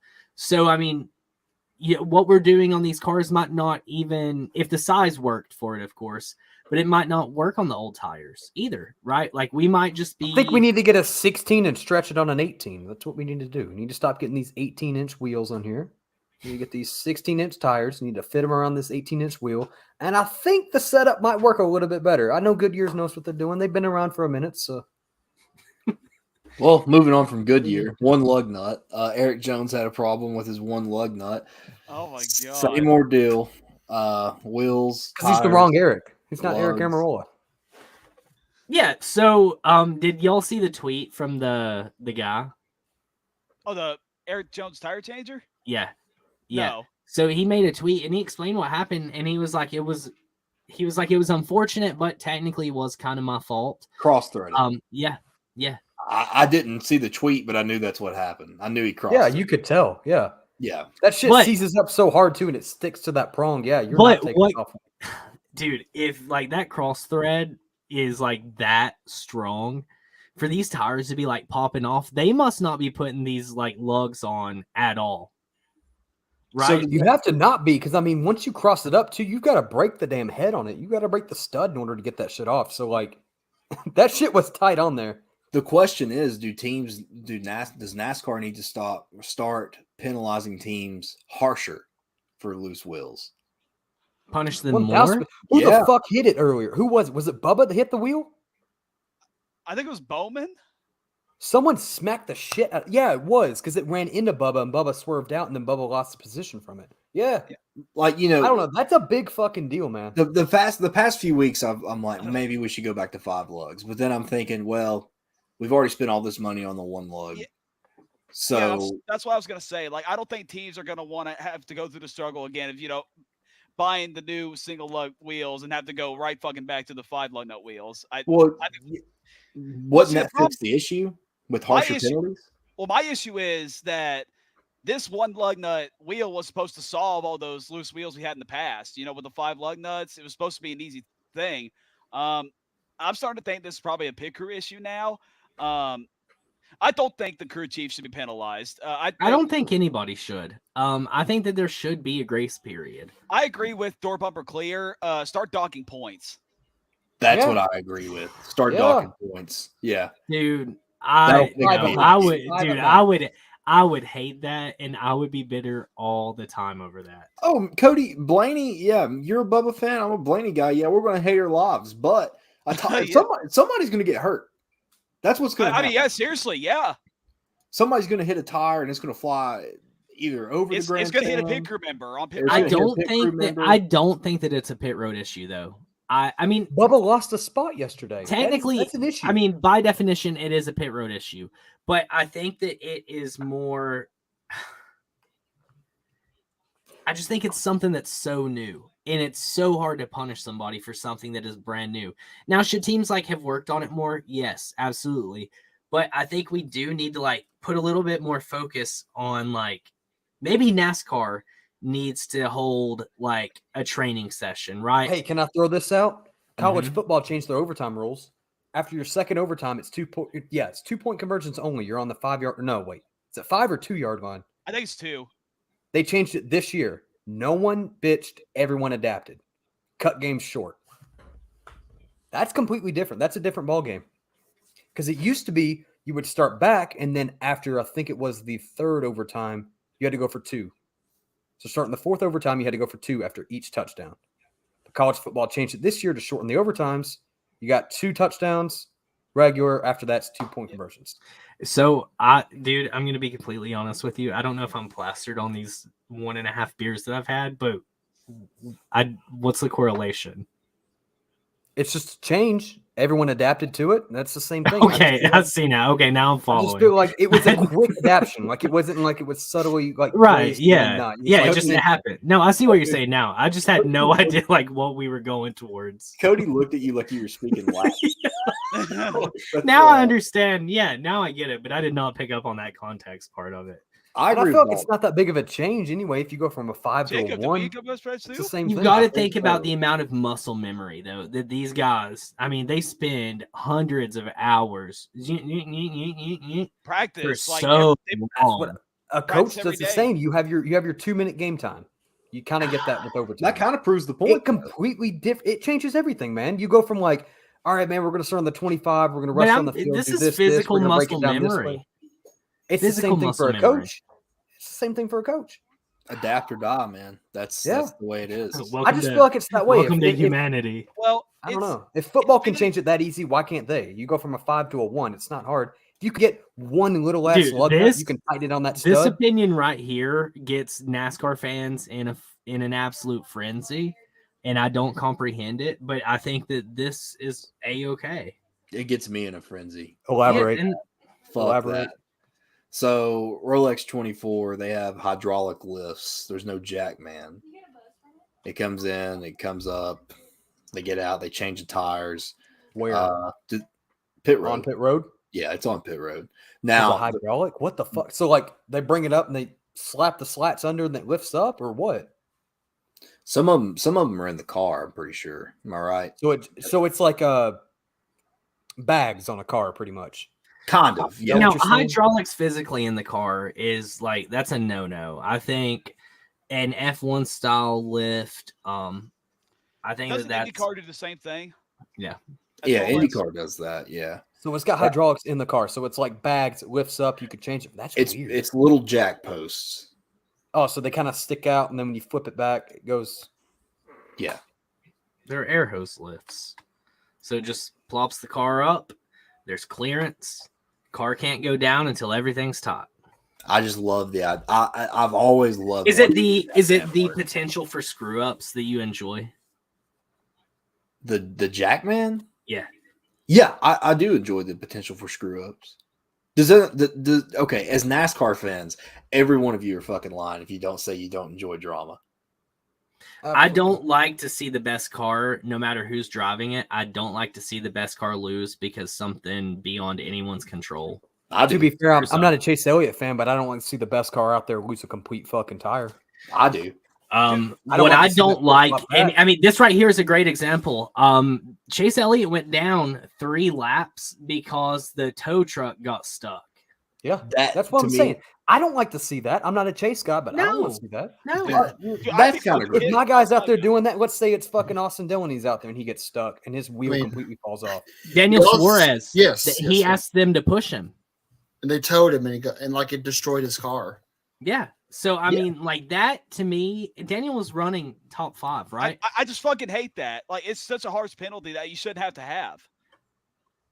I enjoy it. I don't know. I enjoy it. I like it love too, the but I idea. don't like it because, like, I'm gonna bitch at the end of the day if it's my guy. Right. And like if it's somebody that I don't like, I'm like, but when it like boils down to it, when I take away like my fanship and I watch it as a fan of the sport itself, I see that is like it just harms the integrity. The fact that somebody gets screwed over a literal act of God. Yeah. I enjoy it just because it adds so much to the team aspect. I think that's why I'm still confused. How do you cross thread a big ass fucking lug that's the size of what? I mean, a damn softball? I'm not even. You've got this lug that's fucking no bigger than a damn. You can't cross thread that. But Now, big ass lug. I am no mechanic and I am no engineer by any means. But I guarantee you that new gun is torquing a whole hell of a lot more than old guns. Absolutely. Any impact, anything, which is what it is. It's an impact gun. All right. I was right on that. Thank you, Yeah, car guy. My instinct got me there. It's got a lot of torque in it.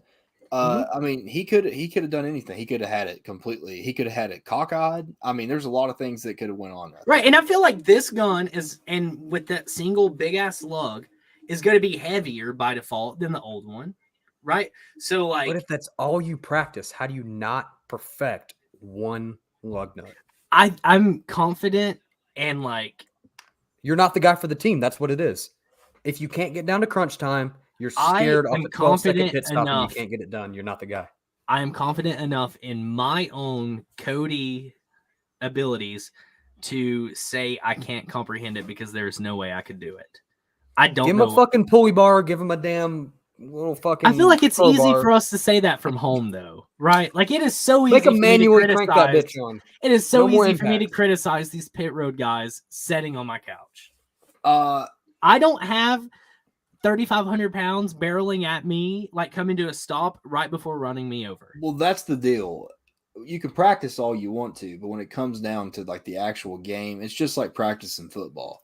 Practicing football can be one way. You practice all you want, you still screw up sometimes. Exactly, that's exactly my point. Yeah.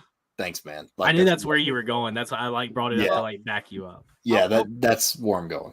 Well, before you said that, I was going to go back to Cooper's comment about college football players adapting to the new overtime rules, just like that. I was just going to say that it's been 13 weeks now for these pit crews trying to adjust to the single lug nuts. I mean, week 1. We had an overtime game. Week 1. And I just don't see like there's the no time frame. How do you practice for? How do you practice for playing less? We're talking like changing what people do, like down to a precise T. Coaching is not as precise as being a it's something totally new. It's not like if they only had to do 3 lug nuts in like the same pattern, I guarantee you we would not be having these issues, right? I don't know, man. guarantee It seems because it's harder to within me the if same I, motion. If I if I do start from the something- 2 and I got fucking 4 defensive linemen running at me, it's a lot harder. There to is, score dude. on the You're 2 not. than it No, is. you are not coming at me with that argument on this. That is 1000%. absolutely not. That is apples to broccoli, dog. I am every play. I have 20 damn seconds, 25 seconds between shit. Apples Okay. to broccoli. What Yeah, the because that is how unlike each other they are, dude. They are totally. We are in 2 different dimensions arguing this, brother. Nah. This anyway. right here, this is where I'm at on this. There is so much more going on that these guys are doing now that is totally new to their physical like movement, right? Like I guarantee you, these guys wake up in the middle of the night like screwing in their 5 lug nuts. Like for the last, let's say, if a guy's been doing it for 10 years, how many damn races and practice hours has he been doing it in the same motion, right? Good. Cut that guy, send him to Xfinity. Take the next guy up that can actually do the job. I am on the pit crew side here. I think that it is just a learning problem. And I think that suspending these guys is the worst thing to do because now you're putting in somebody who hasn't done it yet, right? Like how much more likely Agreed. That's a bad take. You shouldn't do that. You shouldn't do that. Like how much more likely is the guy sitting back here on the bench every week to screw up than the guy who actually does it weekly? Oh, Well, see, yeah, and that's what's 1000%. happening. That's what's happening right now. The guys that have screwed up prior are gone because they got such a long suspension, and now you got the next guy stepping up, and guess what? Another loose wheel, and then they're gone, and then you're having to just go down the chain until you get your guy back. I mean, that's what's going on. But I just think I think there's going to have to be a penalty, and people start losing points. I think the only sensible penalty would be the points thing if we're going to penalize. Yeah. I just don't think, and especially suspending the crew chief, I think is just absolutely That's stupid. I agree. Yeah, that's dumb. That's dumb. I think it was Door Bumper Clear that made a really good point. They were like, back when it was the 5 lugs, then sure that was on the crew chief because he would tell them to only tighten, a handful of them. Yeah. To cut speed. But now a crew chief is not telling anybody to leave a loose lug, right? Why would they tell you to leave a loose lug? That's the only one you got. So I'm 99% sure that was Door Bumper Clear. It could have been Junior himself who said that one. But I think that is like a really good way to look at it. Garen fucking teed on that comment. Yeah, 100%. Oh my god, dude. Yeah. Yeah. Pretty much. I probably would be, honestly. Well, that is that a segue? Yeah, well, that's what I was getting ready to say. Bubba Wait. Wallace, pit Here, we road have that. issues. Oh, I wasn't saying anything. Yeah, I interrupted you. I was just agreeing with the comment right here. That one? Yeah. Oh. Bubba 2311. Obviously, 2311 had a pretty good day at Kansas. One car in particular did not have a good day, and that was the Bubba Wallace. Oh my god, man! It's the dude passed more cars. 60. 60 cars. That's almost more than half the fucking field. And then some dipshit on Twitter. What's this guy's name? I'm gonna blast him. Nick Adams. What a fucking dweeb. Fuck dude. you, Nick What a Adams. fucking dweeb, man. Probably the Fuck biggest. you. Probably the biggest Donald Trump cocksucker in the whole. No, it's seriously, it's true. Yeah, Well, dude, it's not even that. I will say, I think he does set to pee. yeah. I mean, Did you guys like my picture? Did you like my Nope. picture that I put up for Cody, he it? bleaches his asshole. I didn't see it. He Please is go the, look. Please go he, look. He is the trash that you sit outside for the longest time, and it just stinks so bad. Did you see when they told him to name like 6 tracks and one of the tracks Coca-Cola. was Coca-Cola? What a fucking Mar- dude, man. Marv, I loved Shout your out insult. iRacing Super Speedway one time. Well, Marv, I loved your insult. I loved your insult that you said in the Sounds group like one of chat. those- Can you please say it, please? Oh, I said Nick Adams has erectile dysfunction. He's got keeps coming to his door or him, Coca- whatever the fuck it is. Coca-Cola Speedway sounds like one of those racetracks on the EA Sports NASCAR games. It's one of If the he would have fantasy fucking tracks. said Low Smoke Speedway, I would have believed him. But He said Coca-Cola. Or it's like at a NASCAR speed park track or something. Yeah, something like that. Oh, but no, here was the dumbest tweet. Here was the dumbest tweet he's ever said. He said, "We need more pro NASCAR drivers like Brandon Brown and not woke guys like Bubba Wallace." I'm like, fucking hell, dude. He's a fucking dweeb, man. All he wants Like, is Twitter attention. I was about to say, well, Yeah. if you find out that Brandon Brown supports Bubba Wallace, you're gonna be so fucking disappointed. But Cody, I feel like you're the main guy to talk about Bubba Wallace, man. Where you at? Where you at on Bubba? Another week of pain. I knew that he was going to have a good week based on practice times alone. We roll up to the track. Dude, he looked so good. He was passing people like they were setting still. He really did. I said that on the live stream like 1,000 times. Yeah, when he was like really starting to move up through traffic, I was like, holy shit. Like Kurt was already up there. Bubba's coming. And I'm just thinking, like, this is the day, dude. We're about to get a 1-2 finish. One way or another, we are getting a 1-2 finish, 23-11. Like, my mind is going to explode. But at the same time, the realist in me just kept saying throughout the whole race, I'm not even paying attention to it. Summer was like, Bubba's top 10. And I was like, it's not going to last. Like, I knew something was going to happen. And so it started, and I take full responsibility first and foremost. So Daniel Suarez and Ross Chastain really well together. Worst time I've ever seen. Dude, I found a picture of them fist bumping. So I tweeted it from the LTC account. I was like, these boys are something on the track today. I knew it was you. I hit send, and then I look up, and they're like, we got a spanner. We got a spanner. Daniel Suarez in the wall. And I look down at my phone, and I've already got notifications. And it's like, bravo. Good job. So then, like in my head, I'm thinking like this would backfire horribly if something bad happened. I tweet the Bubba one, and then everybody's immediately like, here we go. You're jinxing them again. And funny thing is, I've specifically found a picture of Bubba and Kurt fist bumping because it's the same picture, just Bubba and Kurt. I didn't even know. And I'm like, these boys are doing something on the track today. And then it was like the scared emoji. Guess what? Bubba, yeah, he had a tire go away. Dude, within like 3 minutes again. Yeah. It was the worst timing I've ever seen in my life. So what I would like to announce is from here on out, for $10, you send me a driver and I'll tweet something positive about them. Are you the new Black Flags Matter guy? No. But better. Yeah, and Bubba did have a bad day, but like you said, he passed 60 cars. He still got a top 10, right? 10. Yeah. Yeah. Toyota swept in the top 10. They whipped ass, bro. They whipped ass. Listen, before we move on to Toyota, I have to ask Cody this question. So, Cody, do you think that Bubba should start firing pit crew members? I don't think that Bubba has enough ground to do so yet Well, in 2311. Because, I mean, like Kyle Busch can, right? Kyle Busch could say, I want this guy gone, and he's gone. I don't Mark think Truex Jr. did at Richmond 2011. You're right. Yeah. I was about to say, So I don't think that Bubba has that much like standing yet with 2311. I feel like Kurt would have more leeway, like going to Denny and being like, this guy's got to go. are you sure? Because Bubba was the first driver for 23XI. I do think so because of how critical Denny is of Bubba. And like this was the first week that we heard Denny probably the second week. Yeah, absolutely.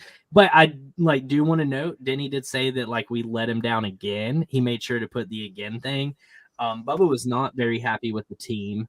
I wouldn't be. I mean, literally, like he radioed in at one point and he was like, if you guys keep me in this, we're gonna win. That is confidence out of Bubba Wallace that we never, ever, ever get.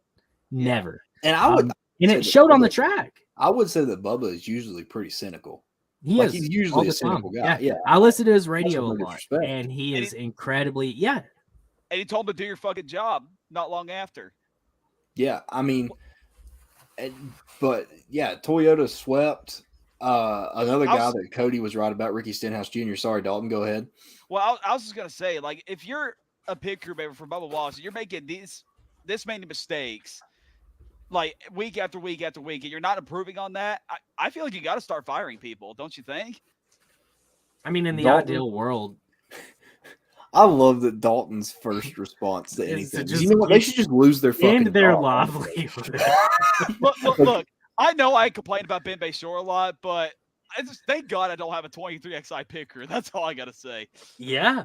I fully anticipated Kurt to get screwed out of a win. I did too. Yeah.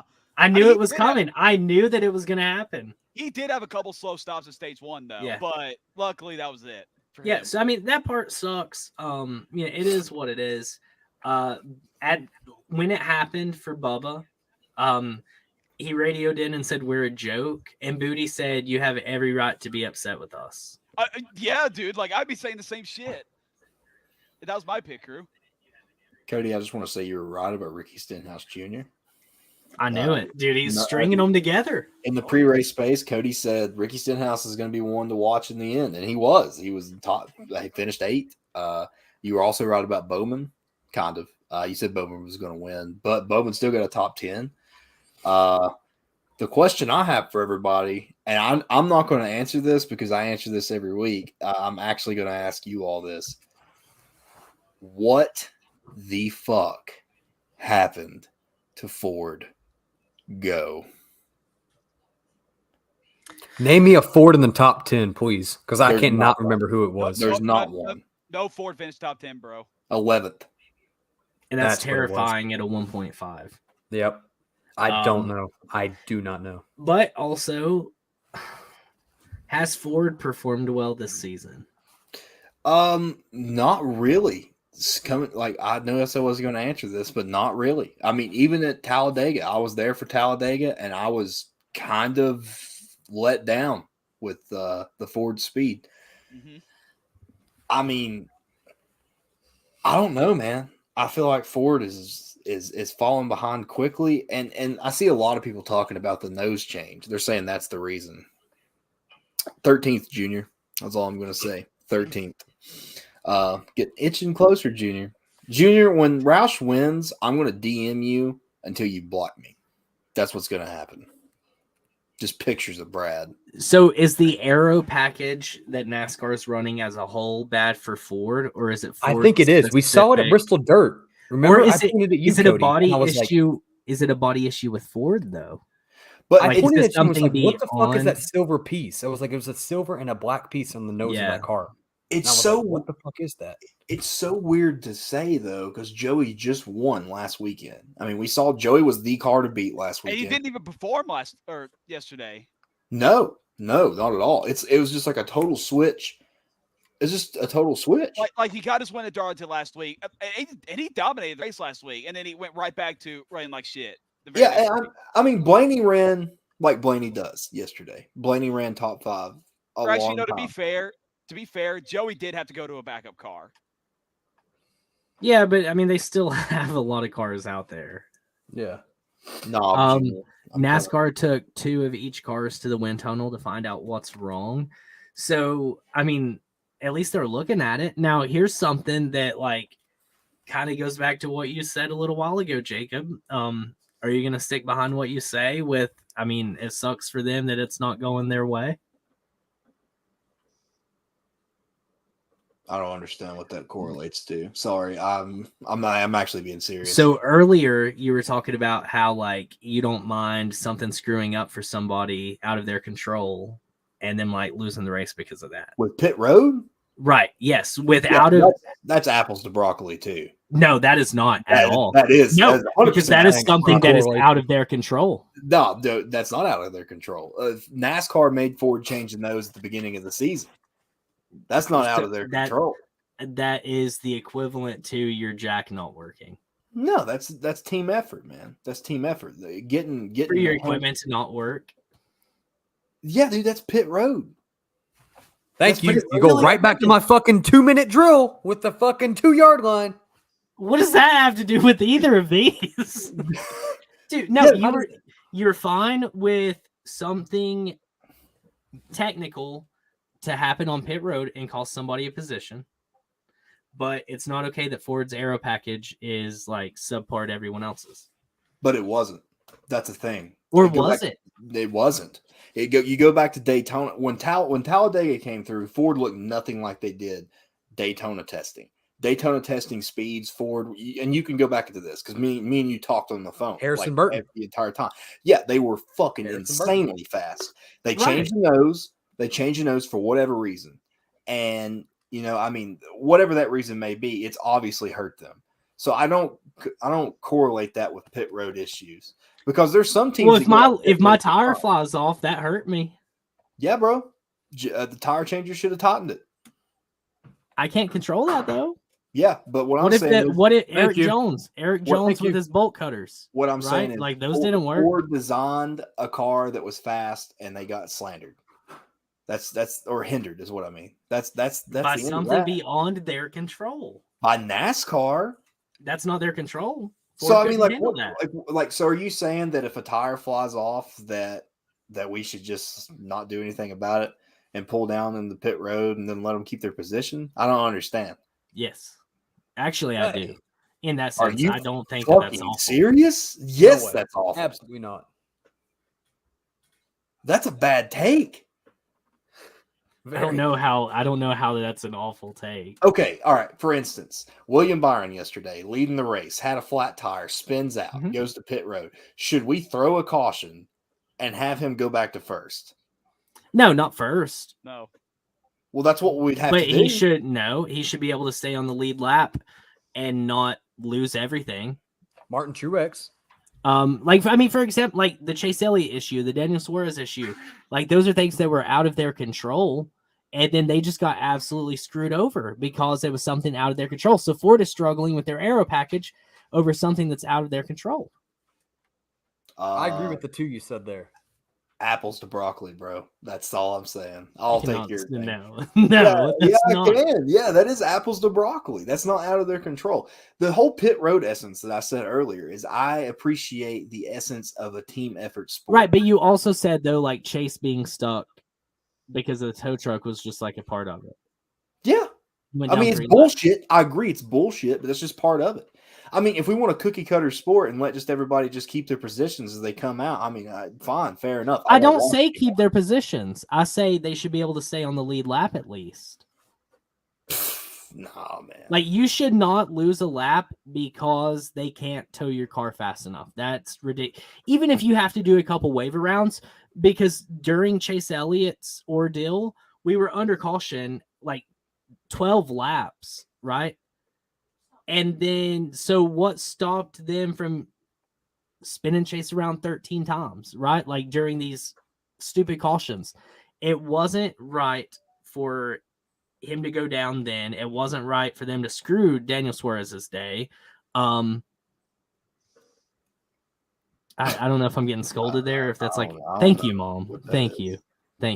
I just think that it's very unfortunate. Like, I hate what Ford's going through. That's what I'm trying. Like, I feel bad for Ford in the same way. I'm just saying, like, it's like poetic justice. It's karma for you feeling the way you do. As a Ford fan, this is nothing new. NASCAR has always done this to Ford. That is the most Ford fan thing to say. It's true. It's fucking true. I mean, you can't say it's not. And I mean, with the knowledge that we know, especially about the 2020 season that we talked about in the past, or 2021 season, the knowledge that we know from insiders, that's perfect example, man. That's perfect example that NASCAR does this type of shit to Ford. And no, I'm not going to say it on the podcast, so don't even ask. But yeah, it's apples to oranges. I enjoy the pit road being a part of a team. Now, my question is, you said the tire changer screwed up on purpose, or not on purpose. You said the tire changer admitted to his screw up for the Eric Jones for the 43 car, right? So should he just keep his position because of a screw up? I mean, yeah. No. No. Hell no. In that situation, there's no way. Yeah, dude. It's like the same as like I'm going back. I'm getting weird again. It's like when you go to McDonald's. How many times has that guy screwed up? Like, I mean, let's get a count, right? Does he deserve to get fired because of like just absolutely no contingency in play by anybody? I didn't say he deserves to get fired. But I'm just saying, like, he shouldn't. I think he does. Dalton does. I mean, Dalton wants his kid to starve. Ford is the most suppressed car brand. My dad actually knows a guy who works for Ford, and they said the CEO of NASCAR said that Ford sucks. 100% facts. See, and thank you, Junior. Found on road dead. Wow, I was just fucking, by the way, about the 43 picker. I don't think he should be fired for that. No, yeah, I know you're kidding, but No, like what I'm saying is I don't like if you get rid of the pit crew, that takes away their fucking roles. Honestly, they're just coming out and they're just changing tires at that point. Like if you want to let them keep the same position, like I'll go watch SRX if I want to see that shit. That's just where I'm at on that. I think NASCAR's whole ordeal with the pit stops, like Kyle Busch. I love the fact that Kyle Busch is getting the fastest pit stop times. Oh of my the year. god, dude! His pit crew has been top fucking notch all Insane. season long. Yeah. 5th straight race with the fastest pit stop. 5th straight. And for the All-Star race next week, you actually get a reward for like the fastest pit stop. Kyle's pit crew has the damn good shot to win that next week. Hey Junior, when did Chevy or Dodge or whatever car you pull for win Le Mans? I'd love for you to tell me that one. The answer's never, by the way. Still, we won it twice. He like straightens the Ford hat. Damn. With a little knowledge bomb there. Damn. When was the last time dropped Ford it. won a championship? 2018, bro. And it took him a fucking long time. Kurt Busch was the last one before that. But brings me to the point. Cody, I love you, but I disagree. Just That's fine. Yeah. I don't expect What's everybody new? to have as many great takes as I do. We're getting back to first year left turn call where me and Cody just Where we're just the enemies. Absolutely Just digging each other's ass. Yeah. Here we go. This is Jacob. my favorite car brand is Brad Keselowski.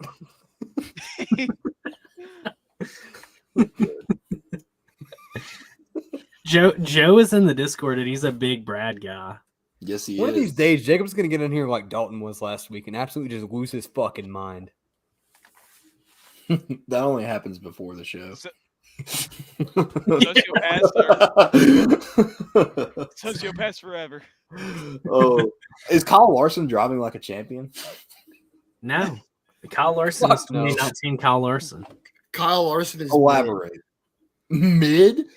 You just won a championship. That is so hardcore. Explain, Parv. They're coming. Chevy has 8 wins in Le Mans. Ooh, did Jacob just get I disappeared. What the fuck? Jacob just got I would love to see him. obliterated. I'd love to see him. Kyle Larson's mid. Thanks, Parv. I like that. I like that, Parv. Thank you. Thank you. I It's would not say a bad he's- take. I would say he's mid. Yeah. I mean, honestly, last year he was mid until the Coca-Cola 600. Kyle Larson is No. Kyle Larson's a one-time champion, and we all know in it. the GT Pro class? Yeah, that don't fucking count. If Calissa's watching, I'm sorry to tell you this. He's only a one-time champion. He's not going to win another one. He might win That's more a bad races. take. That's a bad take. That's a Go bad on. take. Kyle I Larson's not- actually I am firmly on the Parv gang wagon here. Larson's mid, but he's not a one-time champion. I think he is just a one-time champion. I think that Okay, I don't this think is he's going to be in NASCAR long enough to not be a one-time champion. this is a horrible, horrible, horrible comparison. What I wanted to say, he's a one-time champion like Matt Kenseth's a one-time champion. I think that's a really that's not a good bad example to take. use. Wow. Actually, That's a That good was fucking take. That was spicy as shit, man. That's a good take. I like that. one. I think they'll both end with the same amount of wins. I think that Larson, to elaborate, Jacob, I think Larson races himself more than he races anybody else out there. Oh, We've yeah. seen it time and time again this season. I think last season he had a real chip on his shoulder that he had to go out there and he had to think things through and he had to make good decisions, to earn a full-time ride this season. And now I think that he got that chip off of his shoulder. So now he has another one where he's like, man, I'm top dog out here now. Look out for me. I think we've seen that. We saw that with Chase Elliott when he put him in the wall at California. We saw that when he put Kurt into the wall at Talladega. We saw that when he put Justin Haley into the wall at Coda. He's not looking out of his rearview mirror, but at the same time, he's driving through it. If we're looking at right now, who's going to be Zero says multi-championship driver. If there's anyone right now that's driving like a multi-championship driver who hasn't been a multi-championship yet, it hurts me to say this, Cody, your boy is like the person who I think is more likely to win be the next like 2-time champion. I see it. I think he's stringing together a good season, but also I think that Joseph is going to find himself there. And we still have a long season to go. What? I think Joey absolutely by the end of the season will find his footing enough to like. Oh no, Martin. Truex is another possible. Martin, But also 1000%. I don't think that we can sleep on Kevin Harvick. Oh, I still think that Kevin is like he is just inching closer and closer and closer. He is already performing better, in my opinion, this season than he was last year. 1000%. He had a bad day yesterday. He's just got a swagger about him this season. Like it's kind of like I don't care anymore, but also at the same time you can tell he's hungry, right? I totally think that if Kevin Harvick gets one more win, like total like spark under him, he's ignited, and we're gonna see another like strong performance by Kevin Harvick. He finished in 5th place last season, in points, like based on where he started, because he had to squeeze into the playoffs to even begin with, right? And then he still ends up finishing 5th in points. Incredible season, regardless win or not. And I don't think that we're not so far off of Kevin Harvick performing well last season and having 9 wins the season before to count him out. I just refuse to count him out. Dude, I've got to shout out Slap Shoes. He posted a good video yesterday talking about the Busch series and then the Cup series. Dude, you got to watch that video. It's so good. It talks about just like how Harvick was such a badass. Where in that 01 season he had so much sponsorship money. He was running the Busch series, comes to the Cup series, and was a fucking animal. But then took a couple years off, and then back in 06 was like, yeah, fuck you, I'm going back. And then he went back, and he was even better. Oh, my God, dude. And then just talks about how, like, mundane the Xfinity series was. Mm-hmm. Like, yeah. Harvick's a fucking beast, man. Yeah, genuinely, I still think that he's underappreciated, and I don't think he will get, like, his actual recognition until he retires and people realize how great he actually is. 1000%, man. I mean, and this dude's career... This dude's career is almost averaging a top 10 finish. And like in his time with Stuart Haas, like 75% of his races have been top 10 at least. And I think he's won 17%. It's probably a little lower now, but I think it was 17% of the races that he's ran with Stuart Haas he's won. Like that's a stupid stat. God. Kevin Harvick's a fucking legend. Speaking of legends and people that we're going to really miss when they're gone, Kurt Busch won the race. Jumpman. Kurt Busch to the booth. Celebrate my Kurt Busch hat. Jamie Mack to the booth, bro. He did a Jamie Mack was a bad motherfucker in the booth. Yes. Yeah. Did you guys see Denny Hamlin praise him on Twitter? He actually tagged Fox and told him, "Can you just have him for the rest of the year?" Dude, does Denny go back and rewatch the race? Apparently he does, because like he wrote like a long ass tweet to NASCAR Fox begging for Jamie to stay. Real quick before we dive right into the winner, I do want to ask: did we enjoy the race as a whole? Dude, best Kansas race I've seen probably. So ever. good, so good. I've always said Kansas is an underrated mile and a half track. Parv, you go next. I'm indifferent. What?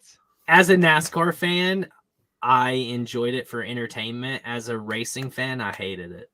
Yeah, I agree with you, Cody. Oh no.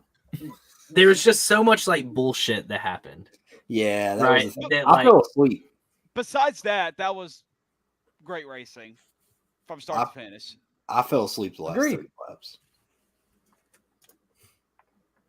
What about this take here? Oh my God, no. Absolutely. JJC too. But yeah, I thought the race, like there was too much mayhem and madness. It was like there was a literal tornado there. Like just literally it was embarrassing. I felt like I was watching a NASCAR circus. Just all across the board. You got tires disappearing. You have people getting towed and their cars getting destroyed. You have a tow truck stuck in a swamp. You have tires disappearing, and you have a final caution that makes zero sense whatsoever. Total shit show. The final stage redeemed what racing was there. I didn't hate the racing itself, like the on-track action. It was all of the buffoonery that happened off the track itself that just absolutely killed it for me. Completely agreed. Agreed there. I think this agreed. was just like California this year. That is true. That's hard to believe right there. That's true, and that's a fact that not many people appreciate. I don't think. Wow. Yeah, I mean Kurt Busch. And Kurt got is- flipped off by Dale the day he died. That's No, seriously. dark. What a The bad truth. motherfucker. Kurt. You know what was bittersweet though? Watching Ross Chastain pour that water on top of Kurt. I fucking Yeah. loved it. I loved Yeah. it so much, man. It was so great to see because like Ross is all smiles and Kurt's just like everything's hitting him, man. Oh, Kyle Busch did the same thing too. it was so good. Kyle did. But it was something extra. I don't know what it was. I think it was The just him whole and Ross, just garage that did. connection. Yeah. Oh yeah, it's funny because Ross helped Kurt win at Atlanta. I mean, there's nothing else to say about that. Like it showed that he's a good teammate. Yeah. And he went over there to King. That just shows like what kind of guy It's Ross a brotherhood, is, dude. It's a little brotherhood. Yeah, it's like there's Like I say this wearing my Ross Chastain hat and shirt, but dude, Ross is just an absolute champion. Ross is a good Shots guy. fired. Summer Dean, you're mid. Damn. You're a I pit know. wizard. But yeah, overall, I would give this race a 3, and the 3 That's is way too because fucking no, low. Out it's of not 10? 3 That's out of way 10. too fucking low. The final stage did it, but this was my least favorite race of the season. The What? only redeemer for me was the fact that Kurt Busch won. Like if William Byron would have won, I would have like flipped my TV over. And not because I don't like William Byron, but just because like that would have made sense for this race. Or like Michael McDowell wins on like a pit strategy or something. Yeah. Like, Yeah. Right. Nah, This- man. this- Richmond was dog shit. That's the Yeah. worst. This is my score right here.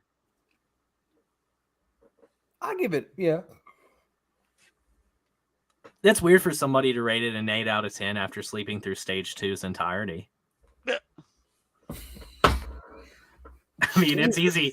It's easy when you wake up and the best part of the race is all you see. Blood in the fucking family. tonight. Holy shit. I'd give it a 5. 5. Damn. What? Yeah, yeah, it was okay. Cooper, I guess you and I are just. Nah, Junior too. Junior gave it an 8.8. That's really high. I think y'all are on crack, honestly. No, it's I not. thought Kansas was great. Take the dog shit out aside, but yeah. I thought Yeah. Kansas was Yeah, good. the racing on the track was fun. Stage 1 was like, eh. Stage 2 was just like, oh my. And then stage 3 was exciting. Yeah, stage 1 was kind of boring. I'll give it that. Because what, you were 9 laps in and Briscoe was already spinning, wasn't Yeah. he? Mm. I think it was 6 actually. It wasn't far in, yeah. No. I think No. they went back green on 9. Yeah. It's just I love 1.5s. Anybody who knows me knows that 1.5s are my favorite tracks. It's hard for me to There you hate go. on them. That's part Yeah, of score. Dude, I don't know Um, if you watched my live stream yesterday, but I literally like put in my name. I replaced it to more 1.5 milers. Fuck it. Fuck I love 1.5s. I just hope that the next time we come to one that we actually just get to see a genuine race. Well, we're going to Oh, two we got a straight. great one. We we're got a going to great two one straight coming mile up. halves. Oh yeah. Well, Kurt Busch won. How important is that to the sport? It's very Jumpman on the important car. It's very important for 23XI. That black cement car was just fucking Dude. dude. So nice to see like a Jordan colorway out on the track running. I hope It's Lionel fire hears the suit. podcast. There's no way they will. They're They looking have at to. it. God damn. They're We're probably not we're not getting the track house cars. So Well, that's Coca-Cola. I think because this Air Jordan, they'll approve it. But I think they're going to take out the small monster logos in the back. I think Jordan's going to make his own diecasts. You're getting the car. That's all I know. You're getting Yeah. the car. The car will be made, but it will not Dude, be. Every fucking. And if it body is, part. it's going to be like a Supreme item too. So it'll be something that's like high class to get. Like it's going to be like a Supreme A hype skateboard deck or something. Yeah, Something that's really fucking hard. But It's I going to can't be even- expensive as hell. I can't even count how many people are pre-ordering it right now. And also, Hey, Hamlin. I think you dropped the black cements again. Do a re-release over the summer. Fuck it. Get us a Jordan 3 back out there. That's a Denny good Hamlin little- did reply to Lionel Racing. He said, based on the engagement of this pose, I'd say give it to the people. I mean, I would love to see that. And if you think that Michael Jordan's not going to hop on a chance to make money, you are absolutely mistaken. 100%. And Kurt Busch shoes, I feel like that's got to come. Yeah, Dude. absolutely. I think that this race win needs to, like, that colorway with the 45 on them, like, it's got to happen. 23XL on the tongues. How? Okay, Dude, I'm a sneakerhead. I'm a sneakerhead, so this is right up, like, my alley. How badass would it be to go up and buy a pair of Jordan 45s, and that's the name of them? It'd be expensive as fuck, but I would definitely buy No, it. I would give it- buy a pair. Give it the Jordan 3 style. Give it the 45 number on the back side of it. Front side's got the Jumpman on the tongue. Fill the shoe out. I'm So telling that's you want me sweet to stuff. be realistic with you guys? You're Ain't not going none to of catch it in us- stores. Ain't none of us getting them. No. That shoe's going to sell for like $2-3 grand. Oh, yeah, Yeah. for sure. Yeah, it'll be Yep. insane. The Jordan Hey, market but if I is get that wild. sponsorship from Goodyear, maybe I'll afford them. Honestly, you've got to be at the front running for a Goodyear sponsorship because you're the only person talking nice about them right now. Hey, I'll be up there. And Kurt I did got- rattle the points. He did indeed. So, how many different winners do we have this season? 11, I'm pretty sure. 11, yeah, I think. He knocked out both RCR cars. All right, so here we are. This is a segment that I've waited on for a long time, actually. So, Jordans are the most interesting sneaker in the resale community because they are long-term investments typically. So you snatch up a pair that come out tomorrow, and 6 months from now, they're worth double what you bought them for.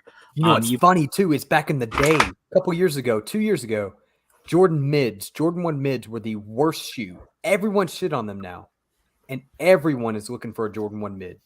Mhm. You cannot find a Jordan 1 mid anywhere. They were Yeah. like, "Oh, it's a fake Jordan 1 high. No one wants them." Yada yada. Boom. Everyone wants a mid right now. Yeah, no, Everyone wants a mids are hot in the economy. Anytime there's any kind of hype or collaboration in the sneaker community, it's automatically highly regarded. It doesn't matter what it is. It could be Vans and Coca-Cola. It could be Balenciagas and Walt Disney. Those are gonna fly off the shelf. People love collaborations. Now you talk NASCAR into NASCAR is a sport that's entering a culture it's never been in before. The sneaker game is going to take NASCAR and absorb it as a hype beast type thing. The Culture Kings released their NASCAR throwback stuff, which is absolutely sick. Several like boutiques out in Los Angeles are starting to carry NASCAR jackets. NASCAR is starting to pick up as a fashion trend. The vintage style is coming back big time. Plus, you throw a pair of Jordan X NASCAR shoes on to like top off your fit. Dude, NASCAR it's jackets. absolutely gonna just blow Dude, up. I was over at Westtown Mall yesterday and I was walking by just leaving and I looked over and was like, "Is that a Mark Martin shirt?"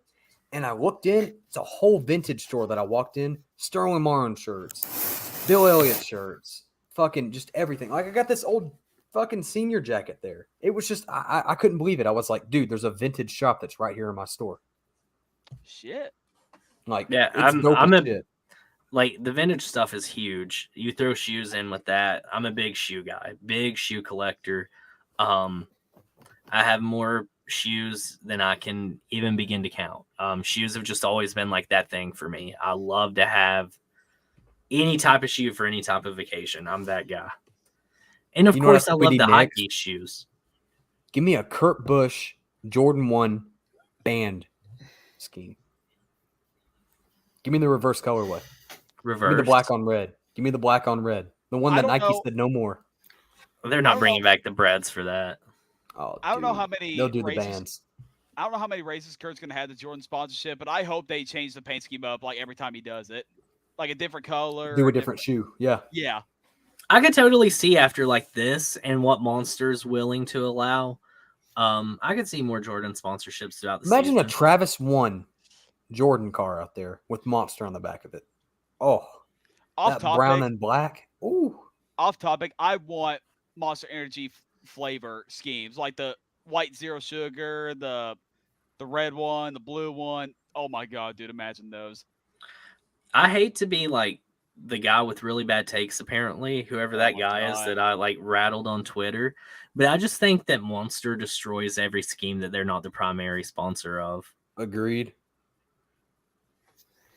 I don't think Kurt it Carr ruined last week was terrible. I don't think it ruined this week's paint scheme, but it definitely ruined the throwback. No, this week was fine. It kind of blended in. It blended well. I was fine Yeah. with it. Last Yeah, week I was was fine fucking with it. terrible. Yeah. Yeah. The embrace is awful. It's just like you have I don't like know what it this is, man. vibrant It's like color, and then it's just like matte black monster strip in the back. Monster is they're solidified with skateboarding. Take them out of the sport. I don't want any more Monster. No, we cannot. Monster is such a big investor into NASCAR. Dude, they sponsor so many cars. No, Monster can never leave. They got a shit ton of money, bro. They got money, but like I don't know what it is, man. I don't like seeing the scheme. I don't like seeing the car. Now, Kurt's matte black Monster scheme. It's slick. It's slick. I mean, Gibbs, his is slick. Take it out though. No, absolutely. There's That so much more. that is a terrible take. Did you Dude, I'll guys take- notice during the sneakers conversations that I just kept my mouth shut because I wear the same pair of tennis shoes for the longest time? Jacob used to wear a pair of KD8s all the time. I cannot remember which green KD8 it was, but he used to come up and be like, "Hey, dude, I got these KD8s," and he'd like run outside in the mud in them. And I'm like, "Jacob, you're wearing a KD8, man. Stop." And he's like, "Yeah, dude, I got them at the Nike outlet." And I'm like, "That's great. Stop getting them dirty." So I would never Hold run on, through hold on. mud in my shoes. But I have a pair of Yeezys that have been beaters for me. And people You've are had 'em like, for a long time. yeah, I've got multiple pair. But my one pair that I wear and just beat up, they're the frozen blues. And people are like, why would you do that to your Yeezys? And I was like, how much cooler are dirty Yeezys than like a brand new crispy clean pair? Because it shows that I don't care to like get down and dirty in my Yeezys. It's the same reason that you can buy T-shirts with holes in them for $30 because it looks badass. That's true. I don't think I ever showed you guys these. Well, those are slick. Carolina Panthers Nikes. They'd Yeah, look those better are if they were good. Kelly Green. Fuck no. No. Man, you know what's crazy? Damn, Matt. Taking my throat. Well, here's a segue. Texas is coming up. Tex ass. Do you guys have the thing up? Do you want to pull the how they're running the race up? I can read it to you guys. I've got the picture if you want to throw the pictures up. Yeah, I've got pull the all of them. picture up. Yeah, go ahead. Let's Let me grab drop your it here. You guys pillows, talk about grab it. Let me your pull 'em blankets. up. It's time for Texas Motor Speedway. That's a bad fucking take. Will That's a Texas bad be fucking better? take. with Texas the can be new very car? it's gonna be very exciting. I Especially after think it blew up last year. If Texas puts on a good show with the Gen 7, then we found our car boys. There's no way Texas gonna be great. There's no way anything ever makes Texas a good track. I'm more excited for the Coke 600. Let's be real. Listen, I did a race on NASCAR Heat 5, and freaking BJ got third place. So, Dude, I don't know what it is I'll about BJ. Texas. I play Heat 4 with Cody's brother Cole all the time. Dude, we'll get off a restart and fucking BJ's up there in second. And I'm like, BJ's beating the shit out of my door too. Like BJ's coming. BJ's a different animal on that game. I still propose that the All-Star race should be in cars supplied by NASCAR directly. So like it can be wrapped with the team sponsors, but everybody literally has an equal vehicle. There is no like fundamental advantage for anybody. Here's another reason why I'm excited for the All-Star race. This year we won't have no special bullshit package that we're testing out. It's gonna be the same ones with no gimmicks for this one. What do you guys think of the format? I know Cooper's looking it up, but No, I I've hated got it. last It's year's just I gotta airdrop it. It's taking a second. I The hated format. I hated last year's format so much. So I was there in person, and if I'm it the wasn't same. for text messages, then I would have like had no idea what was happening at all. That was way too fucking much. I want to go back to the old All-Star format where it's just a simple 25, 50, 10 lap shootout, 4 segments. No gimmicks, no scheduled pit stops, no special package, just an all-out race. Simple 4-segment format, and that's it. All right, I've got them now. We should be good. Hang on. Fix my screen. All right, so we do get qualifying back, though, for this one. Here you go. You got the format for the qualifying, like you just said. This is what you're looking at. So, round 1, single car, each 1 lap. So, I do like this a lot. I think that this is really cool. Yeah. For what they do in the round of 2, this is such a really cool thing. So, you got 2 cars sitting on pit road. The teams do an entire pit stop, and then the driver launches. There's no pit road speed. They launch and make 1 lap around. Fucking starting, sick. Fucking sick. Yeah, it's a grid Yes. start. It's super cool.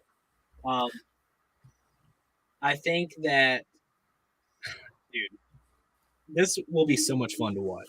I can't wait for Yeah. this, dude. I love the fact that Alright. no speed limit has an exclamation point. I know, yeah. They Yeah. want to put emphasis on that. Yeah. That just sounds so fun to me. Dude, are we gonna lose a tire in this? Oh, dude. 1,000%. God. 1,000%. Well, a question. Remember when Charlotte was the first one to start doing this with the All-Star race with no speed limit. They would have to come in to pit road and make a full stop and then go. If y'all remember that.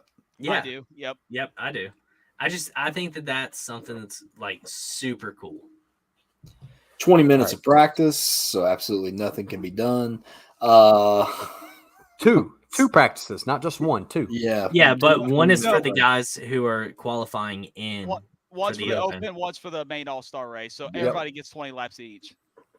Which is good. I like that.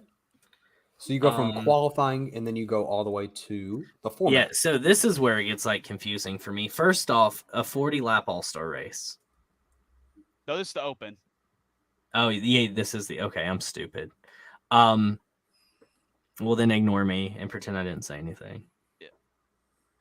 This is what I don't like. I don't like how, or actually, no, we'll get to it in the main All-Star format, but I just don't So like it brings how- me kind of to how fucking California was.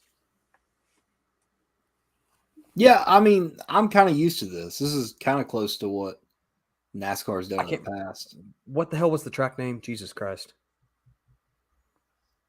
One Joey one. Talking God, about what's LA it called? Coliseum. Coliseum, yes. Jesus. Yeah. I mean, Similar. this to me is normal. I don't have a problem with any of Well, this. The Yeah, open, I like- yes, but when we get to the main format, I got some questions. So the main Okay. format's going to be confusing as hell. All right, Yeah. so here's the main. Okay, here's what I don't like.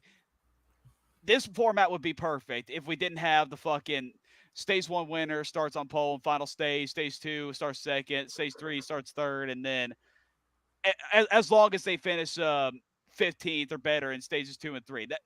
That's just too much right there. Yeah, that's kind of dumb. Because 50 laps. what's is going the to happen if final he doesn't stage. finish 15th? You know, how confusing that's going to be. Yeah. So the pit stop combination,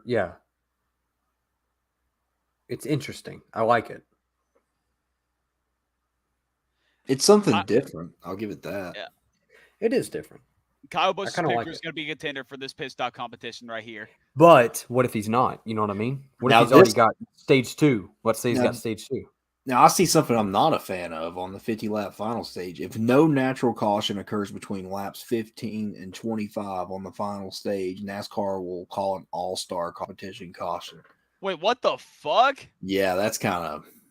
fugly. That's Why? fugly, bro. I like it. That sounds good. I don't, dude. No. And there's a pit stop competition. There's a special stage break. I But love that- this. me to I lap love a pit 23. stop competition. Yeah, the pit stop competition is cool, but I was just talking about if no natural caution occurs between laps 15 through 25, they will throw an all-star competition caution. I like it. Give me lap 23. You got something that's kind of mundane, kind of rundown. You know, God forbid Larson's out there leading it. You reset it and kind of stack it up. You know what I mean? But the thing is you're 25 laps in, and then you're going to have 25 laps to go. Yeah. So it's going to be 25. Based on Gets down to Kansas, crunch time. 25 is the magic number for tires to start flying off. Yeah. Okay, let's get to picks. Truck Series, Texas. I really want to get to the All-Star picks, so I'm going to try to go through Truck Series and the Xfinity as quick as possible. Who's winning Truck Series, boys? Because we got all three. I don't know who's in. We got anyone special? Ryan Preece is running the 17 truck. Priest is in. Okay. Anyone else? You got Bodine? I'm looking. No. Big Bodine? What's with you and Bodine, bro? Oh yeah, Tom Bodine is racing 62. Fuck me. Garrett Smithley?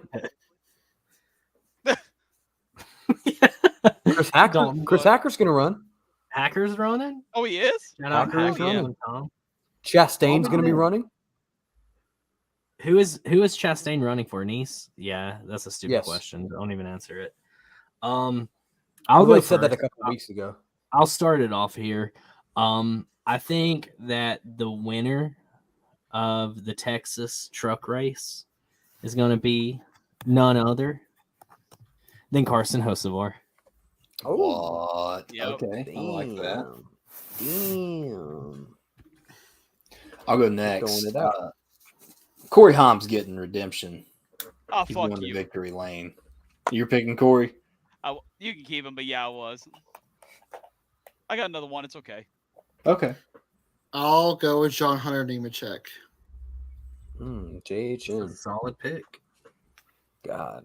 I guarantee you one of us will be right so far. I want to say Texas. Fuck it. Give it to Ben Rhodes. Give it to Ben Rhodes.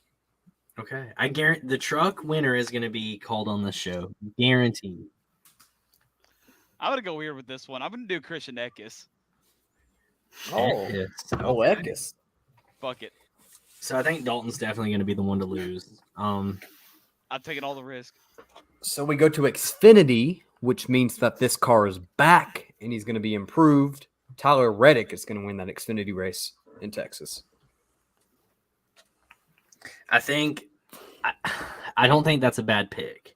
Let me do a little quick investigation. I shouldn't even have started talking if I didn't have the entry list in front of me. Hey, Jeffrey Earnhardt's back. Yeah. In what? Sam Hunt Racing Sam Hunt. 26 car. Toyota. Oh, really? Okay. I have a spicy one here. I think that fans of Italian cuisine will be happy in the Xfinity race. I think that Fast Pasta is going to win. Damn. Okay. He's been fast. He has. He's strung together Not a like bad- good runs. That's not bad. Texas is a weird track, bro. It's just a weird track. I'm gonna go for someone who's usually good on road courses, but it's Texas. Whatever. It's a stupid track. It's AJ Allmendinger. He'll get the win. I guess. Harv. I guess he'll get it. Whatever. All right, go on. I appreciate all your picks, but I hate to say you're all wrong. I feel like you need to roast mine, don't you? I feel like No. you had a roast Oh, ready. I'm not going to roast you. No, I mean, I love spicy picks, but you guys are overlooking that 88 car is entered this weekend with William Byron. That's mine too, you fucking asshole. Get fucked, Dalton. Willie's not going to win. Tyler Reddick's going to win. I like Willie.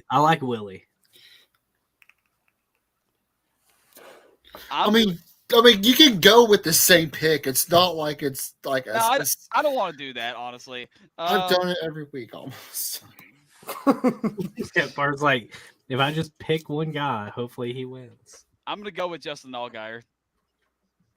Okay. Justin Cups, Allgaier. all right, Cup Hey, Series. Shout out Alex. Before we say the Cup Series, can I throw this out?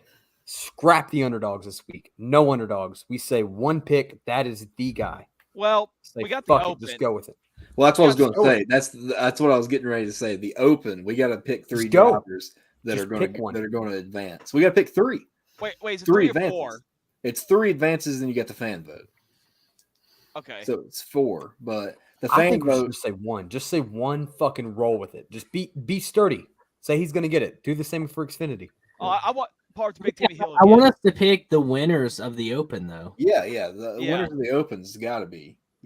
So that's a totally different bracket. So we pick the winners of the Open. I gotta look it up So- now. and I then gotta we- see who's in I'm these gonna opens. actually say the people that are in the Open. So right off the bat, we got Austin Dillon. You're welcome, Coop. Corey LaJoy, Tyler Reddick, Garrett Smithley, Chris Buescher, Harrison Burton, Justin Haley, Todd Gilliland, Cole Custer, Ty Dillon, Eric Jones, Ricky Stenhouse Jr., Cody Ware, Landon Castle, BJ McLeod, and Daniel Suarez. I'll go ahead and just give mine. I feel like it's gonna be how it was with how NASCAR has it, as like Timmy the Hill? top 4 fan vote. No, shut up. It's gonna be Daniel Suarez. It's gonna be Tyler Reddick.